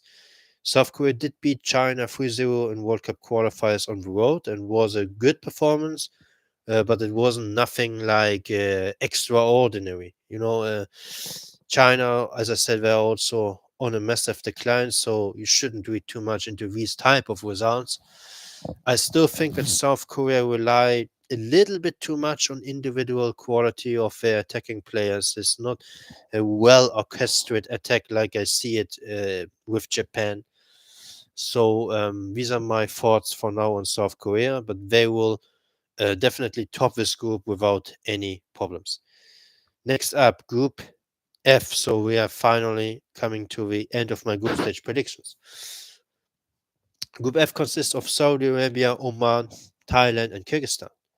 Coming in fourth place, I have Thailand. I wouldn't have believed it like 1 month ago or so that I would put Thailand this below and in bottom, because I actually used to be high on them under uh, Manu Pelking. I thought they were going the right direction. They played nice style of football, proactive style of football. They did win back to back ASEAN championships, the AFF championship, the Southeastern Asian Championship. They beat Vietnam on both occasions. And I thought they were trending upward, but recent results and the circumstances, all what is happening in the Thai camp, makes me now believe that there will be a huge flop of this Asian Cup. I think Thailand will lose all three games, at best at 1 point. That's my prediction. I think they will disappoint. And it started basically everything with a World Cup qualifying loss to China at home, which was a big disappointment to me personally because I backed Thailand to win that game. I expected them to win that game because I felt China was on a decline and Thailand were turning upward, but they scored the lead. They were 1-0 up, but they bottled it. They made some individual errors, mistakes, and China pounced on the counter on them and won 2-0, 2-1 that game. And that was a very harsh, or it was a very uh, bad result. It has killed basically all the momentum Thailand had. And the coach Manu Pölking was sacked after that. Not after that game, actually, he guided them also against Singapore the next game in World Cup qualifiers. But after the Singapore game, he was sacked. I personally think it was not the right decision because they were on the right path, in my opinion, with him. Now they have um, hired the Japanese manager Matsada Ishii, who coached the Thai league side in the Thai league. I'm not too familiar with his style of play, but from what I heard, he's also like he wants to play the same style of play, also very proactive style of play, possession, high press, and so on. Um, but why I have Thailand flop is also the absentees. They have some major absentees. Terasil Dangda, this talismanic striker, is ruled out for this Asian Cup. Chanatip Songratip has been ruled out for this Asian Cup. And these are two of the very best players, especially in attacking areas. And I think that's a huge blow for Thailand. And another thing I don't like about Thailand's preparation is the fact that they played on New Year's Eve, a friendly against Japan on the road. They lost 5-0. Okay, all Asian teams at the moment get battered by Japan, so that's not too bad. But after that result, the players of two clubs had to go back to their clubs. So this preparation was basically got disturbed. It's a disturbed preparation. The Thai clubs sabotaged the national team, and it's for me unbelievable that something like this happens. If you gather your squad together, you got to prepare for this, and you can't break up and go again to your clubs. What is this? I mean, mind blowing. It's mind blowing, unbelievable, and because all these factors, I think Thailand will be a flop at this Asian Cup because despite I think they are quality-wise the third best team in this group. They are better in Kyrgyzstan on the eye. They are better to watch. They have more quality, but given the circumstances, I think we will come in last. And yeah, that's my take on Thailand. Third place, I have Kyrgyzstan. They're not a nation I rate highly. When you followed my rankings on Twitter, I always had them towards the tail end of my top 150 ranking. So yeah, but recently, they changed the manager like 7, 8 months ago or so. Stefan Tarkovic, the former Slovakia manager, is now the coach, and I think under him they have been showing some glimpses of progress. They're going the right direction. The recent results look better, and I believe they can capitalize on the fact that Thailand is in disarray. Thailand is in a mess, and I see them as competent enough to pick up, let's say, 3 points. A win against Thailand. I don't think they will get anything against Saudi Arabia. Against Oman, at best a point, but I think they will lose that game as well. So I think we'll pick up 3 points, but they will still advance. They are one of my four best third place finishers. They did beat Oman in World Cup qualifiers 1-0. It was a upset, was a very surprising result. I watched that game. I thought it was a fluke. It was a fluke. They had only like one chance or so, capitalized on that. Oman failed to break them down, and they were really just cogent in the last 10 minutes or so when they really had to chase the game. But it was a decent performance still from Kyrgyzstan, and I think the recent friendly results were also okay. They lost to the UAE 1-0. They drew Syria, I believe, 1-1. They lost to Uzbekistan 4-1. And they had another friendly victory against Vietnam. They won the dress rehearsal 2-1 against Vietnam. And I think that's a good sign. So, Thailand, Vietnam, similar levels. So I think they can beat Thailand given the circumstances and make it to third place. A player to look out for is Ali Kulov. He's a young winger. I like him. He has good speed, good feet work. I think he can impress. But overall, there's not that much individual quality in this Kyrgyzstan squad. They rely more on their teamwork. And at the last Asian Cup, they did make it out of the group uh, and finished in the round of 16, pushed UAE, host UAE hard in the 3-2 loss after extra time. So they could make it again to the knockouts, in my opinion. Second place, another of my surprises for the group stage is Saudi Arabia. I have Saudi Arabia coming in second place. We all remember their memorable victory against Australia, against Argentina at the World Cup. They beat them 2-1, came from behind after they were chasing the game. They were 1-0 down. They have called up a very different squad this time for this Asian Cup compared to the compared to the World Cup. I'm sorry. There's still some key players are in it, like Fahad Al Muwalat, like Salam Al Dafsari, Mohamed Kano. These are, in my opinion, the best players or as promising players or key players in attack. And they will have to carry Saudi Arabia if they want to have a very, very deep run. I think they are also now a bit in a transition. Mancini has taken over. Mancini made Italy European champions in 2021. We all remember that. I think it was a huge job. He did a huge job with Italy because Italy nowadays, these days, they don't have the same quality anymore as they used to have. So making them European champions, it's a very good, great achievement. And I think he can maybe also overachieve with this Saudi Arabian team at this Asian Cup. It's a very interesting mix. I looked it up, like 10, 11 players of the World Cup squad are left over in this Asian Cup, and the remaining part of the squad are young, mostly young or new players, I would say, players with few caps, basically players who haven't have not been around for too long. And I think it is the right decision because after the World Cup, when I watched Saudi Arabia and the post World Cup friendlies, I sensed some type of emotional fatigue. Maybe they don't have some of these players that didn't have any more the same desire, the same hunger, the same drive, really, because that victory against Argentina was back in Saudi Arabia celebrated a lot. It was a huge, huge deal.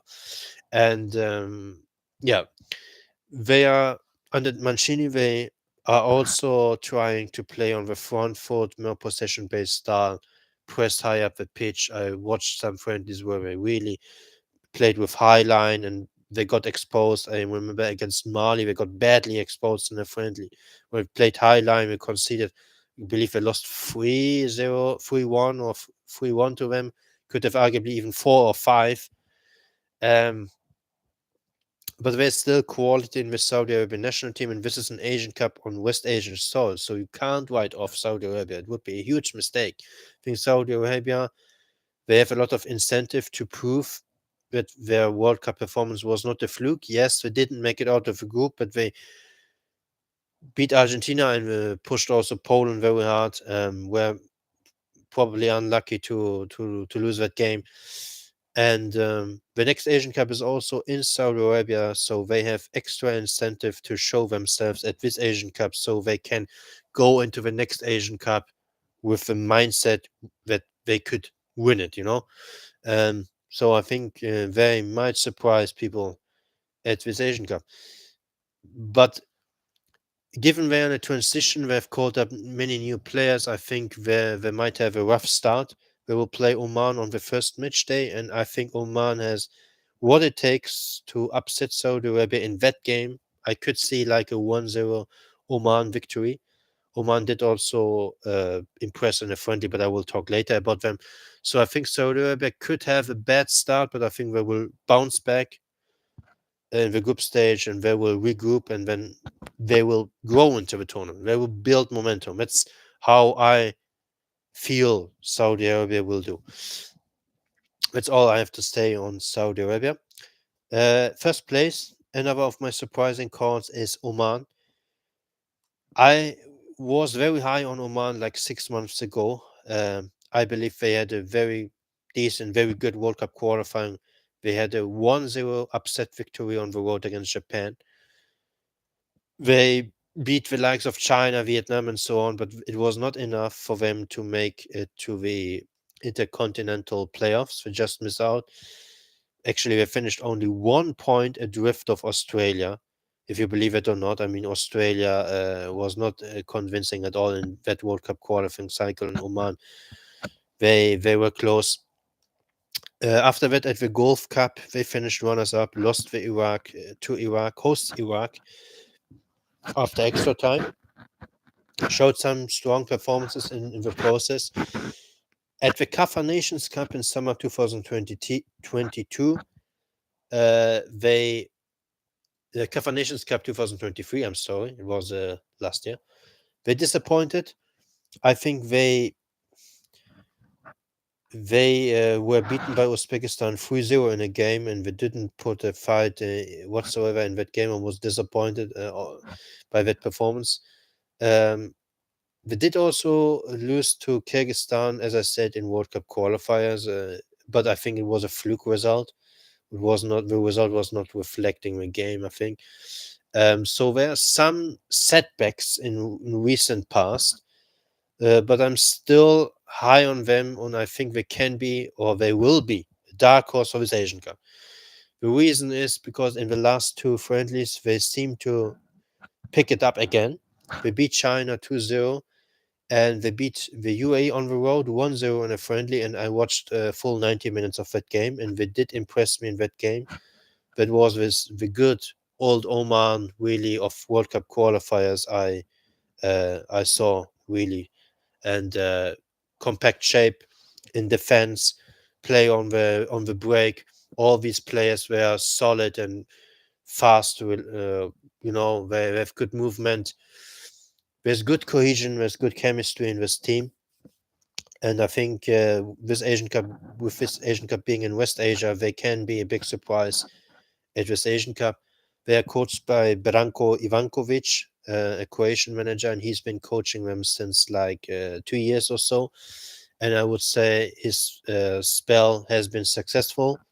And if they can make a deep run at this Asian Cup, it would be definitely successful.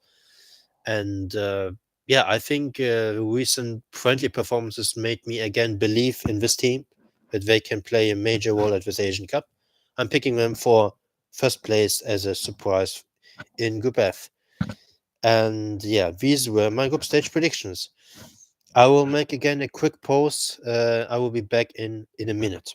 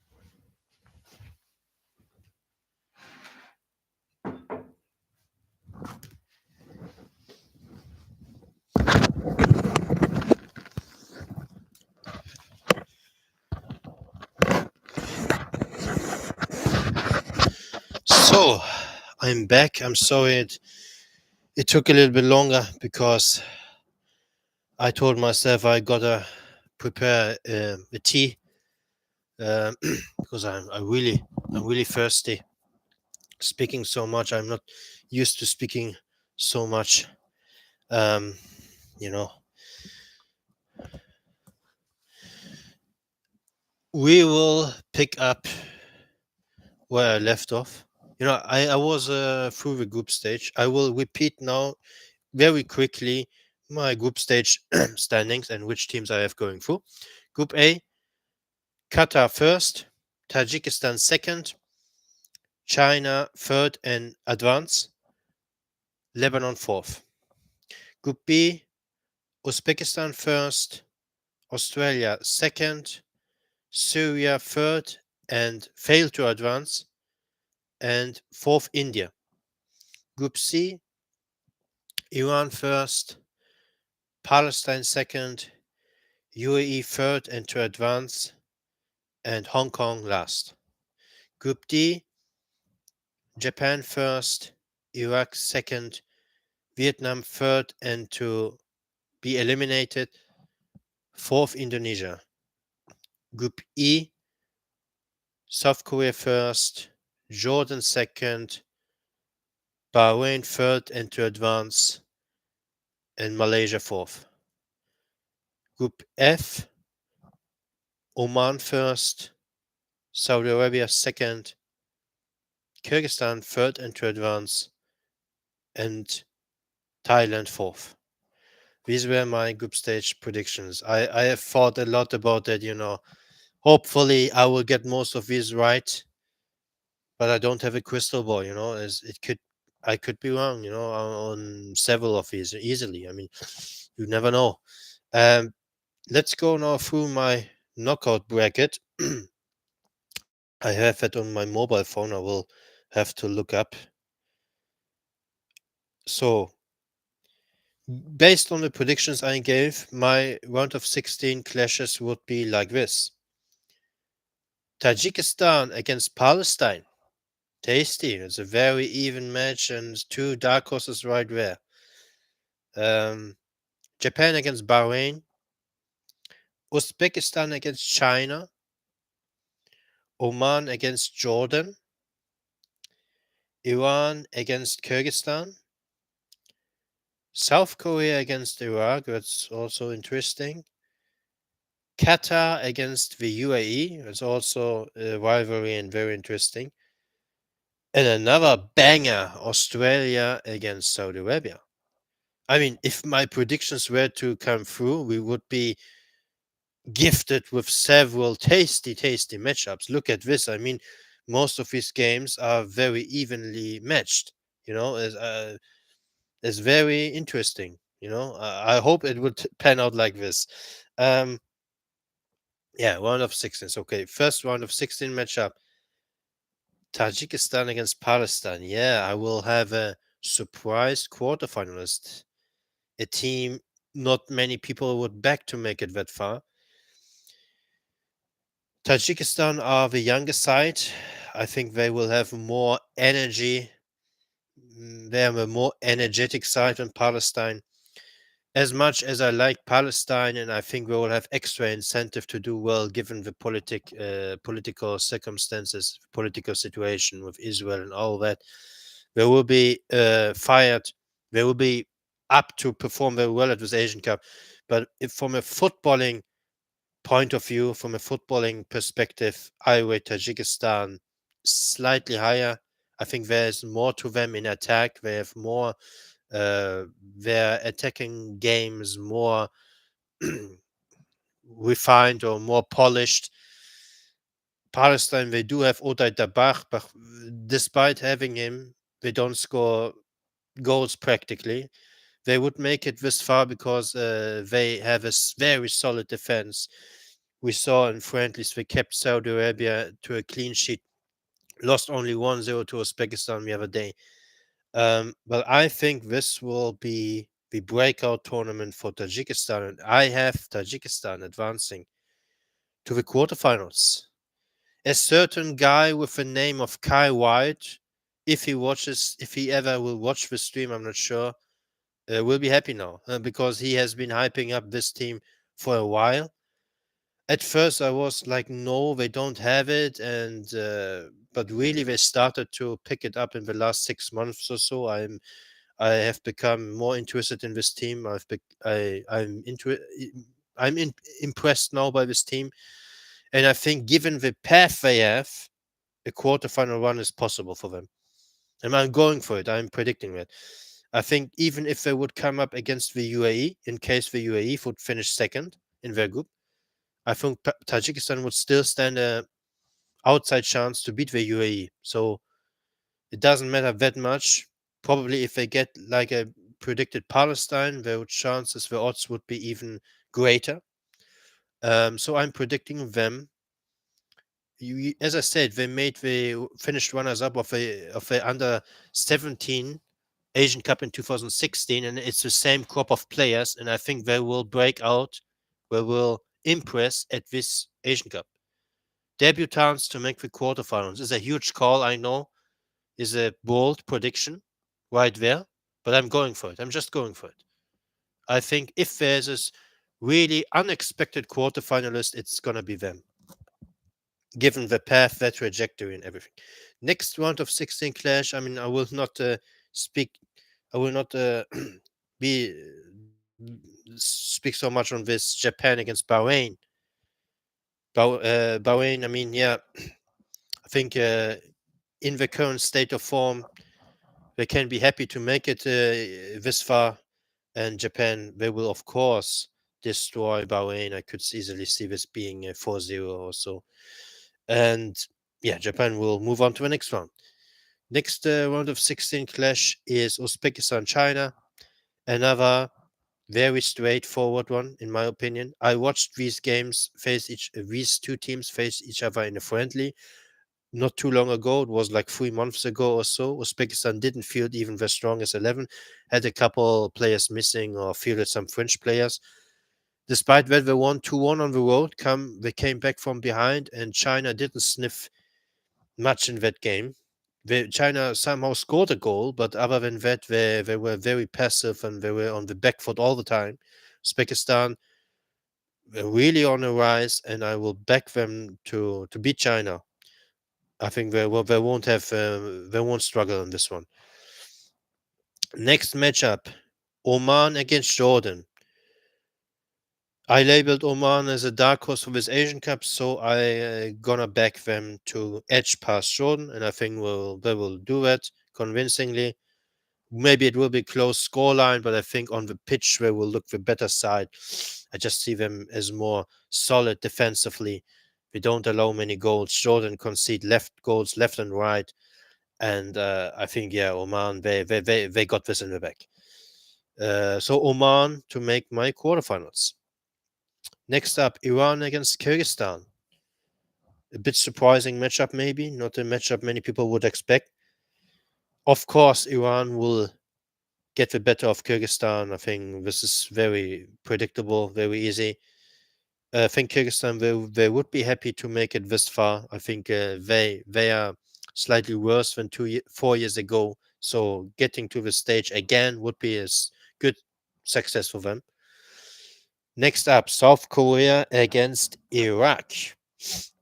You know, Iraq are one of these nations. They can beat any team in Asia on the day. Maybe apart from Japan, because I think Japan are really next level. And I think this will be a close game. It happened actually in a warm-up friendly the other day. I had a look at it. You know, I watched parts of that game. South Korea won 1-0, and they didn't start the best players, but some of the best players they were subbed in the second half. Still was a fairly close affair. We won 1-0. I would expect this again to be a very close one, and Iraq would stand every chance to upset South Korea. But I'm not going for it. For this round. I'm taking South Korea. I think South Korea they will uh, edge past Iraq, but it will be again a close one, like a 2-1 or so. I think it will be close. Next up, Qatar hosts Qatar against the UAE. I think this game will be very interesting. It's a rivalry. At the last Asian Cup, it happened. We remember it in the semifinals. Qatar thrashed the UAE 4-0 on their home soil. For some reason, the Qatar have UAE's number. They always tend to beat them when they meet up in important games. And they tend even to thrash them. At the Arab Cup, I remember also Arab Cup, I believe 2021, Qatar thrashed UAE again. So the safe choice, given also that Qatar are hosts, would be Qatar, and I'm also going for it. I don't rate Qatar, but I haven't been impressed by UAE's recent performance against Oman. So I think on home soil, Qatar. Two people are watching live. It's good. So next up, my last round of 16 clash. Australia against Saudi Arabia. What a clash for the round of 16. It would be easily the clash of the round of 16. Two teams who were at the World Cup, two teams who also meet each other fairly often. In World Cup qualifiers, we have seen this clash happening a couple of times, several times. And this is a continuation of my prediction or what I said in the group stage that I'm not so high on Australia at the moment. I predict Saudi Arabia, given also that this Asian Cup is in West Asia, they will have loads of support on the stands. I will back Saudi Arabia. I think also Mancini will find a way to tactically outclass Graham Arnold. Graham Arnold, yeah, is a decent manager, but I don't think he's anything special. He has been overachieving with Australia now for a while. I mean, since like the World Cup or like since the playoffs, they won the playoffs against Peru on penalties.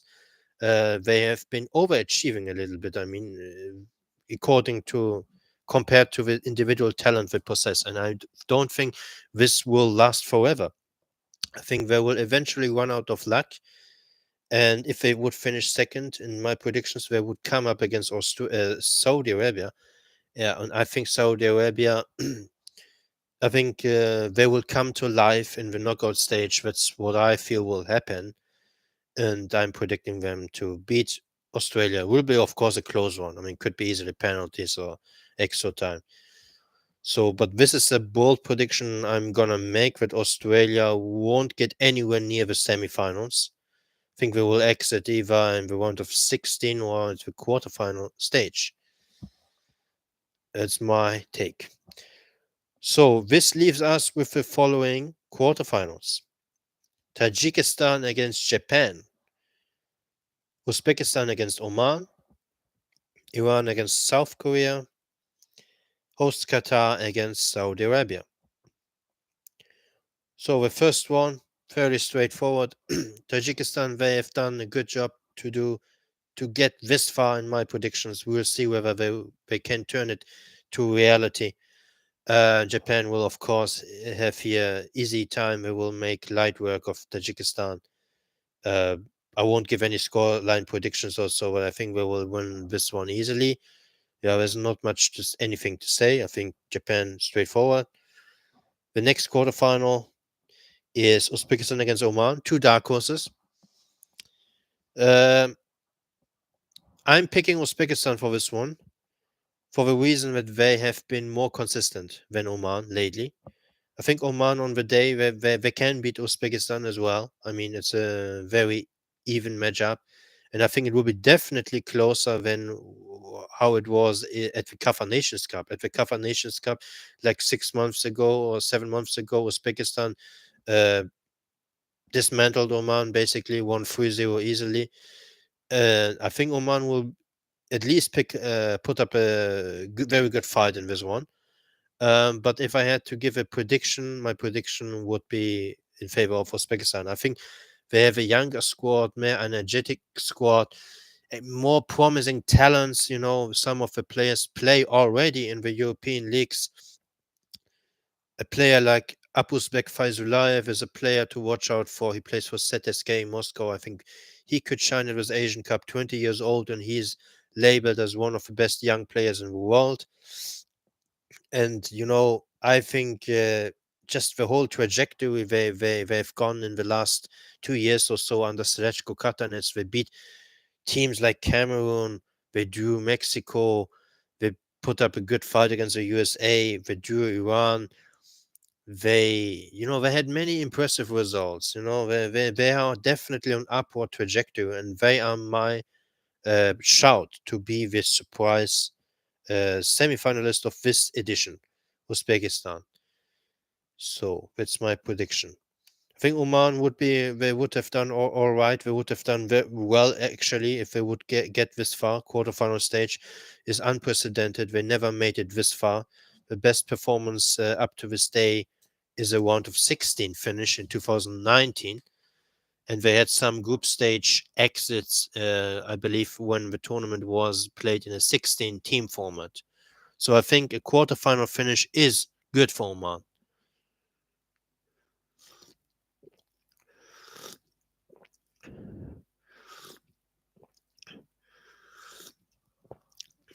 I don't rule it out that they would make it to the semis. I think I considered them for the semi-final finish, but given that they haven't been that consistent, they had some bad results and losses. I can't trust them enough to get over Uzbekistan. I think Uzbekistan will do it. Next quarterfinal, Iran against South Korea, a classic of Asian football. Look, this matchup happens always, basically at every Asian Cup quarterfinal. We had it in 1996. We had it in 2000. We had it in 2004. We had it in 2007. We had it in 2011. But the last two times we didn't have this particular matchup, Iran South Korea. So it will be interesting to see how it will pan out. Historically speaking, it's a back and forth between Iran and South Korea. Um, I mean, it's a very historically evenly match up, and I also think, given the state of both teams and current form, that this is a toss-up. I think any outcome is thinkable. Any outcome could happen here. Under our manager Amir Al domestic manager Iran, they play a very open football. Uh, we create a lot of chances. We play attacking brand of football. South Korea do so as well. In my opinion, Iran, they have a better attack cohesion or chemistry. I don't know which word is the right one. But South Korea, they are more solid, or they have better cohesion in defense. That's my take. And I think this game will be very close. It will come down to who is better on that day. Match form will decide. Historically, we beat South Korea always when it was an open game, when it was a back and forth game, basically end to end action. In 1996, it happened when we beat them 6-2. I think one of the best results ever we had in Iranian football, beating South Korea 6-2 in an Asian Cup quarterfinal. A certain Ali Dai scored 4 goals in that game. In 2004, we beat South Korea 4-3 in the quarterfinals. Again, high scoring affair, and we edged through. And my thought process is, if it's low scoring, South Korea would win. If it's high scoring, Iran would win. I'm not as sold on South Korea as some other people are. I think they can be beaten at this stage by Iran. And I think what comes into play is the pressure. South Korea, they haven't won a World Cup since, an Asian Cup since 1960.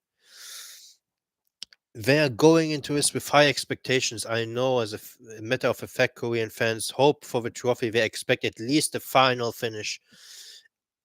And it remains to be seen how they will deal with this pressure, because I think Iran, they're not going with the same amount of pressure into this Asian Cup. Yes, we hope that we get to the final, but we don't expect it.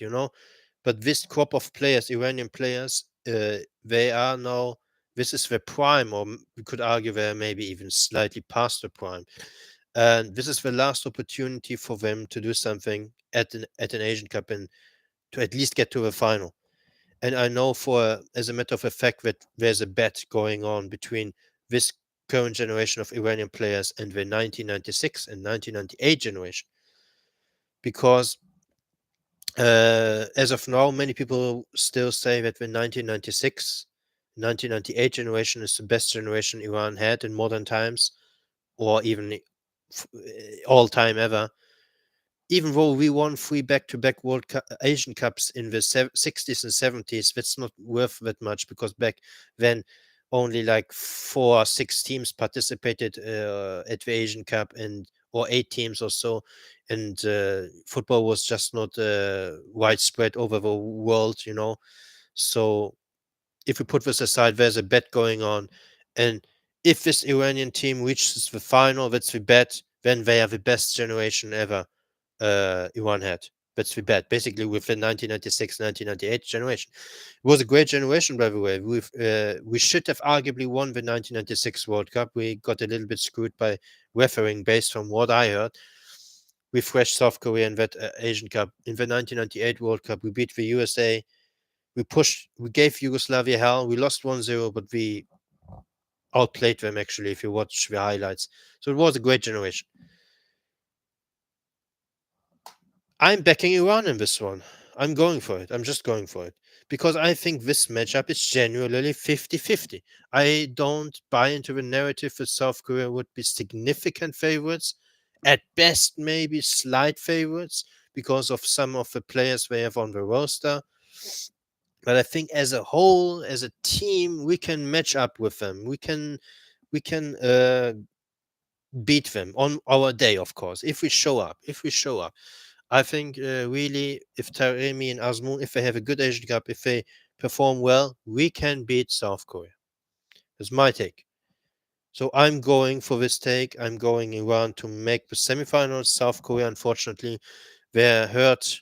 I mean, how many years? It's been actually 63 years of hurt. It will continue. In my opinion, it will continue. This is not the Asian Cup they will win. They will eventually win at some point, but I don't think it is this one. I see some people lately picking them. I mean, they are the most popular pick among people who don't want to go with the low-hanging fruits of Japan. Makes sense, because they have a good squad. They have some very good players. Had a good World Cup.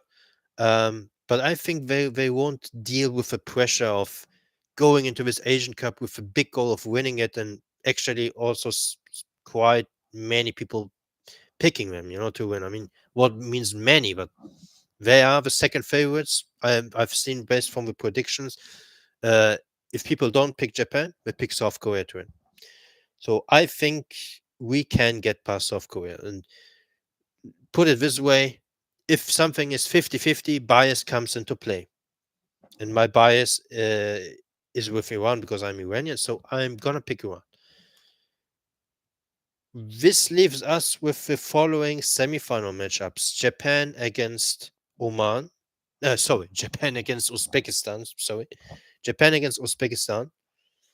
I haven't looked at the chat anymore, because I'm so in my stuff. Japan against Uzbekistan is one semifinal, and the other semifinal is did I? Oh, I missed a quarterfinal. I missed a quarterfinal. Yes, Qatar against Saudi Arabia.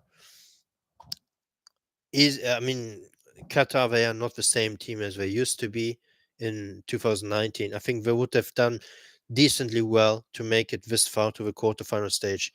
I would expect Saudi Arabia to get the better of Qatar. I think they have more pedigree overall in this competition. They won the Asian Cup like 3 times, I believe. And I just think they have better talent overall, the better team. I don't think home advantage will matter that much in this matchup. And as I said, Qatar, they are slowly regressing or going back to what they used to be before 2019. So Saudi Arabia will beat Qatar to make it to to my semifinals. So semifinals: Japan against Uzbekistan. It's it's been a very good road for Uzbekistan. I mean, can they ask for more? Realistically, not. I think semi-final is with ceiling, especially if they would come up against the Japanese side, who has been in rampage mode since like a year or so. I think Uzbekistan would give them some trouble. You know, I would. It wouldn't be like a blowout. Would be a competitive game, but I'm very confident that Japan would beat Uzbekistan. It's just they have better players, they have better teamwork as well. There's nothing that makes me say that this could be a banana peel. As decent as Uzbekistan are, I think semi-finals and that's it. That's the ceiling. So Japan are my first Asian Cup finalist. I will drink some tea and then I will go to my second semi-final.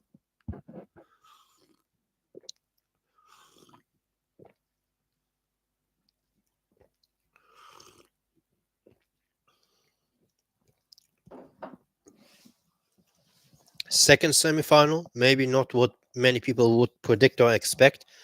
Iran, Saudi Arabia, two West Asian powerhouses. When I do these predictions, I'm always thinking that this Asian Cup is in Qatar, is in West Asia, and it will to some extent impact how the matches will go. Some West Asian teams will go deep, will outperform the expectation. That's what I feel. I don't feel a Japan South Korea final on West Asian soil would be kind of weird to me, and I would feel also that the locals or it wouldn't attract as many people if it's the case that Iran or Saudi Arabia would be in the final because these are bordering nations. They would bring their fans, and yeah, I think it will be an East West clash in the final. That's my prediction. Now it's just a matter who is it? Is it Iran or Saudi Arabia?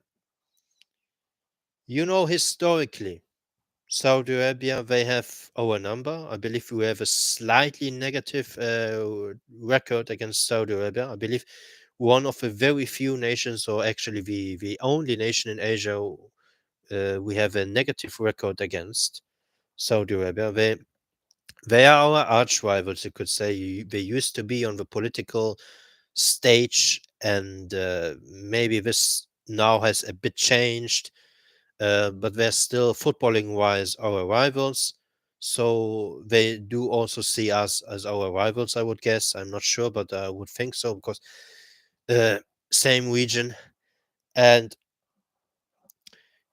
with Iran, the issue is we always tend to get to the quarterfinal, to the semifinal stage, but we never get over that hump, We never make it to the final. We haven't made it to the final since 1970, 1976, I believe. It was the last time we made the final and we won it. We won it 3 times in a row. And it has become kind of a curse, even last time out, many people backed us to beat Japan in the semifinals. We were actually the favorites, if you believe it or not. The last Asian Cup, Iran was by many experts and pundits cited, we were going as slight favorites into the game against Japan because we had a wonderful performance up to that point, but then all went south in that game. Um, my point is, when you look up the historical record is slightly in favor of Saudi Arabia, especially the important games in history have been all won by Saudi Arabia. The really important games. The other thing is Iran, as I said, I believe we have lost like 4 or 5 consecutive Asian Cup semifinals, haven't made it to the final in a while. Saudi Arabia, the complete opposite. They in the history, always when Saudi Arabia appeared at the Asian Cup semifinal, they went through to the final. Can look it up on Wikipedia. I backed Iran to get past South Korea. Um, but that doesn't mean that I would back them to go all the way. And as I said, they have our number. I think psychologically we don't do well against them for some reason. They are our kind of boogie team or something is to them. I don't know. I'm picking Saudi Arabia as a slight surprise or upset. I think you know I think they're still slightly overrated. I think Iran are a slightly better team than Saudi Arabia. But given this occasion, Asian Cup semi-final played in Qatar with all the history and all going on, I fear Saudi Arabia will make the final, if you believe it or not. I think they will grow into the tournament. In my bracket, they finished second in their group and they would make it to the final. Happened as well in 1996. We finished second in the group, made it to the final. Happened as well in 2000, I believe. So they have a knock of making Asian Cup finals when they finish second. It happened, not doesn't happen always, but they have done it before, and I think they can do it again. Mancini, this is a tactical matchup. Mancini is a way superior manager, tactically and everything, than Amir Kalenoui. We have arguably the better squad with better players, even though we are, as a squad, slightly past our prime, I would say.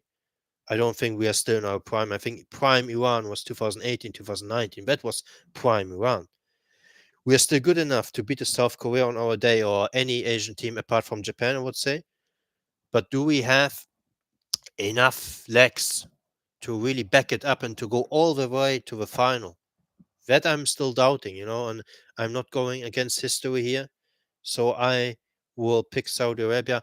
I know they have called up many new players, unproven players, but I think that it's the right decision by Mancini because, as I said, some of these players were hangover from the World Cup, and I think it's the right decision to have a mix of veterans and then unproven younger players. And I think with that mix and with Mancini's tactical IQ, they can surprisingly to some people make the Asian Cup final. That's my prediction. I don't like, of course, would hope Iran would get to a final, but I'm not predicting it. You know, that's my prediction. So I'm going for Saudi Arabia. I think this could be easily a penalty shootout or so, and Iran always lose penalty shootouts. So also something to consider. If we would beat Saudi Arabia, we would have to do it in 19 minutes. After that, extra time, penalties, the whole psychological part of the game comes into play. We will lose. I will guarantee you, we will lose. And that's my final. Japan against Saudi Arabia. One side, one team very much predicted, expected, one team unexpected, maybe you could say. Uh, this is, of course, just my gut feeling, my vibes, and also the patterns, stats I have. And as I said, I trust in Mancini. I think he's a great manager who has made Italy a European champion with their mediocre or average squad, can also lead this Saudi Arabia team to an Asian Cup final. I believe so. I think so. For the final, really, the fans, the stadium would be electric. Saudi Arabia would have lots of support on the stands because they are a bordering nation. They would bring all the fans. Japan, they would also bring their fans. They're also known to be as a nation who bring their fans to these venues. And this Asian Cup final between Japan and Saudi Arabia happened also several times in history. I believe it happened in 1992. Japan won. It happened in 2000. Japan won the final, and it happened. It happened two times, I believe. Both times won by Japan. And my prediction is the same. Japan will be crowned Asian champions 2023. I just don't see a better team than them, a better cohesive outfit. The mix of individual quality, teamwork, cohesion. The fact that they haven't won the last two editions means that they have the desire, they have the hunger to win this edition. The last edition we sent a kind of A minus B plus squad, and we didn't take it that seriously. We took it more as a preparation for the Copa America afterwards and for the World Cup. And that was maybe one of the reasons why they didn't win it. Also, Qatar just popped up out of nowhere, and I think they have all the pieces necessary. They have all the pieces together to win this Asian Cup. I think they will have an easy road up until the semifinals. I think the first real challenge will come against Uzbekistan. The semifinals, there I could see them a little bit pushed by Uzbekistan, and the final would be the ultimate test, and they would beat Saudi Arabia at least by 2 goal difference or so. That's my feeling. At least 2 goal margin. I don't want to go it off very bold and pick like a crazy scoreline, but I think at least 2 goal margin I can see for this final, and that's my prediction. Japan to win the Asian Cup final against Saudi Arabia. I have Tajikistan as my biggest surprise, making the quarterfinals as debutants. Minor surprise with Oman making the quarterfinals. It's also a of mine. These are basically my surprises. Basically, Uzbekistan to make the semifinals. But at this point, they are so many people also hype them up. So I think not many people would be surprised to see them at the semifinal stage.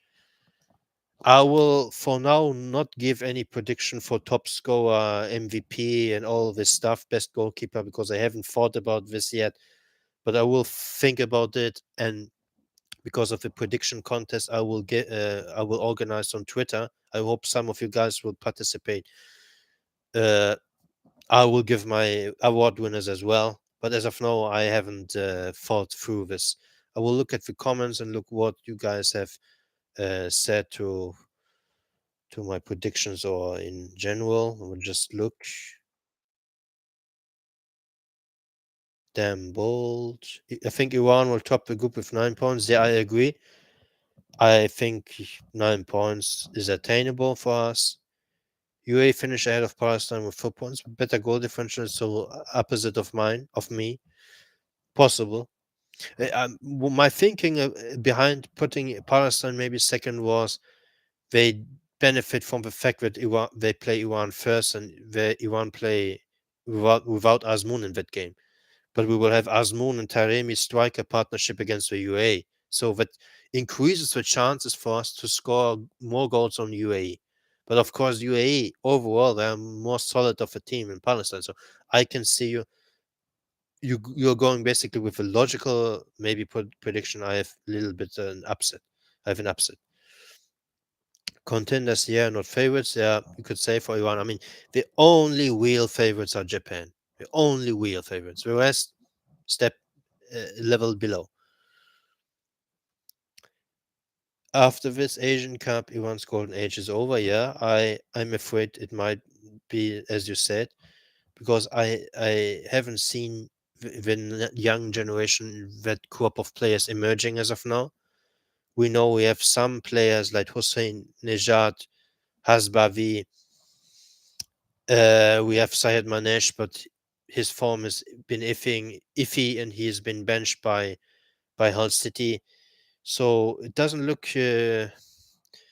great for Iran. It kind of looks grim. I think we will be at the next World Cup not as competitive as we were last time. I mean, last time we got thrashed by England, but we did beat Wales, put up a decent fight to the USA. So I think you are right, Iran. We are slightly heading towards a bad period. This Asian Cup could be still the moment where we make the final. I could see this happen, but I didn't predict it. It could be also easily a quarterfinal exit. I mean, that's probably what most people bank on at the moment, but we'll see. This is our last chance, Imo, to accomplish something, because after this, we need to wait another 10 years to rebuild and accomplish something. Yeah, I agree. We will go through a rough transition phase, and yeah, the future is uncertain for Iranian football, and it doesn't feel good as an Iranian fan, as a supporter, to don't know what is your starting lineup in 2026. We don't know it because yes, the likes of Azmoun, Taremi, Rodos, they will be still around, but who else will accompany them? There are many players who needs to be phased out, and We don't know who will be starters for us at the next World Cup, provided we qualify. I hope, and I think we will qualify, but there's no guarantee. I think Dom is taking a break. Yeah, I think so as well. Fair enough. I ate dinner. I rewatched parts I missed earlier. Okay, fine. I think you make too many surprises. No, Danny, I'm not making too many surprises. Surprises are part of the game. Surprises, you will, if you see my AFCON predictions later this day, maybe, it has arguably even more surprises. I mean, what was my surprises? Uzbekistan semifinals, Oman quarterfinal, okay. Tajikistan quarterfinal is definitely an upset. Saudi Arabia finalist, is that a surprise? Maybe given their post World Cup form, yes. But I'm just going for it. I'm not going always for the low hanging fruits. Japan to win is a low hanging fruit, and I'm gladly taking these low hanging fruits because I'm convinced that they will win. But elsewhere, I gotta pick my upsets. It's just the way I operate. I don't care. I don't care what people say. Love your views on Twitter. Thank you. I think some Indian guy has joined the chat. Japan, South Korea final. Okay, yeah. Popular pick. Japan, South Korea. I had that as my final like 10 years ago as well. But South Korea is starting to get a little bit hyped, and I don't see them as strong as many other people. I think it's worth to go for a different final as a l- slight surprise. Again, this Asian Cup is in West Asia. A West Asian nation can make the final. If it's Iran, Saudi Arabia, I think so. They can. Tajikistan to quarterfinals. Give your India versus Australia prediction. It will remain soccer scoreline or cricket scoreline. If you know, you know. I think Australia would beat India at least 3-0. They will score at least 3. At least. Could be 3 or 4. So there is something around 3 to 4-0 is my prediction. Australia are not a very high scoring side, but India are also error prone. They sometimes make these errors. That's why they lost also to Qatar 3-0 at home in World Cup qualifiers. So I think reasonable prediction is 3 to 4-0 for Australia. It's what you could expect. Iran Saudi would be a toss up, yes. And given that they have our numbers and we just can't break through that psychological barrier of making it past the semis, I have Saudi. But I agree. The teams are evenly matched. I would say Iran is slightly better, even, but anything is possible. Like Iran, Korea. Yeah, I agree. I don't see huge gaps between South Korea, Iran, Saudi, and so. I think, yeah, South Korea, they're probably better, but it's not a big gap. Japan are my winners as well versus South Korea in the final. Yeah, great. I think, as I said, it's a very popular prediction. It's a logical prediction based on pedigree and everything on the squads. Happy B-Day, brother. Yeah, thank you. Thank you very much. I think today on Twitter, everybody will notice probably that that's my birthday, because I think on Twitter, every time when is someone's birthday, you click on his profile, then there's these, I don't know how to say, not firecrackers, balloons, or I don't know how do you call it, but it's a sign that it's someone's birthday. So I could maybe get some birthday wishes or congratulations on Twitter as well, but I don't know. Igor Stimac still coaching India. Yes, he is. He asked for longer preparation, but the Indian FA couldn't grant him that. So, and with yeah, he will be in the job at least until the end of World Cup qualifiers. I think if India make it to round 3 of World Cup qualifiers, he will be in charge probably until 2025.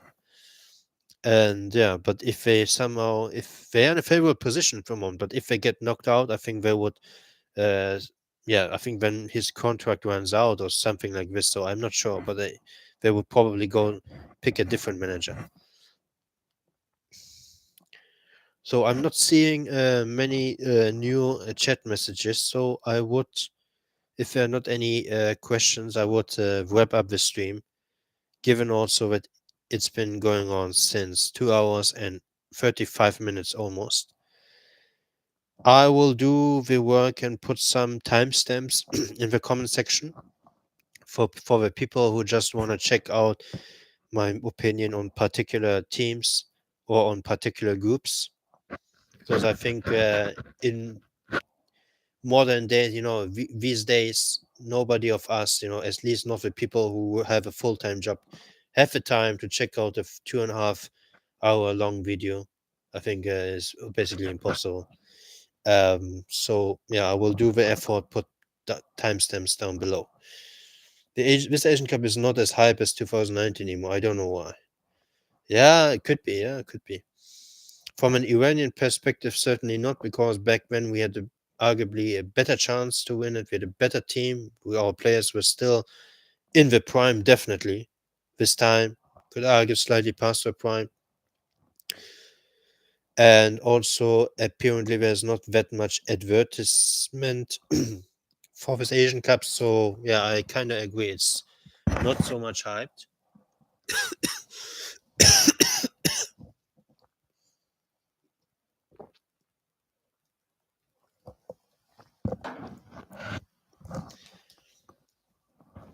Take care. Okay. Yes. Take care, Danny. Yeah, I will now wrap up. Thank you for your attention. Thank you for having attended this live stream, very long live stream. I went through all groups, for all teams. I shared my thoughts with you guys, what just popped up in my mind. You saw I didn't prepare any notes, but Asian football is like this for me. I know these teams rather well, I would say, and I can talk freely about them. Hopefully, it will be a great tournament. We'll see great goals, great performances, emerging stars, emerging players, emerging teams, surprises, hopefully upsets, because we want to see stories. We want to see something at this Asian Cup. We want to see the same. We want to see only the semi-final. We don't want to see the semi-finals only consisting of Big Five teams. It would be a little bit boring. But as I said, thank you for everything. Follow me on Twitter, International Football Guru SK, and I will continue to tweet. I will report on. I will cover the Asian Cup. I will cover the AFCON. My AFCON predictions will come out either maybe later this day if I find some time, or tomorrow, because it will kick off on the 13th. So there's still a little bit of time. And yeah, ciao. Take care. Goodbye.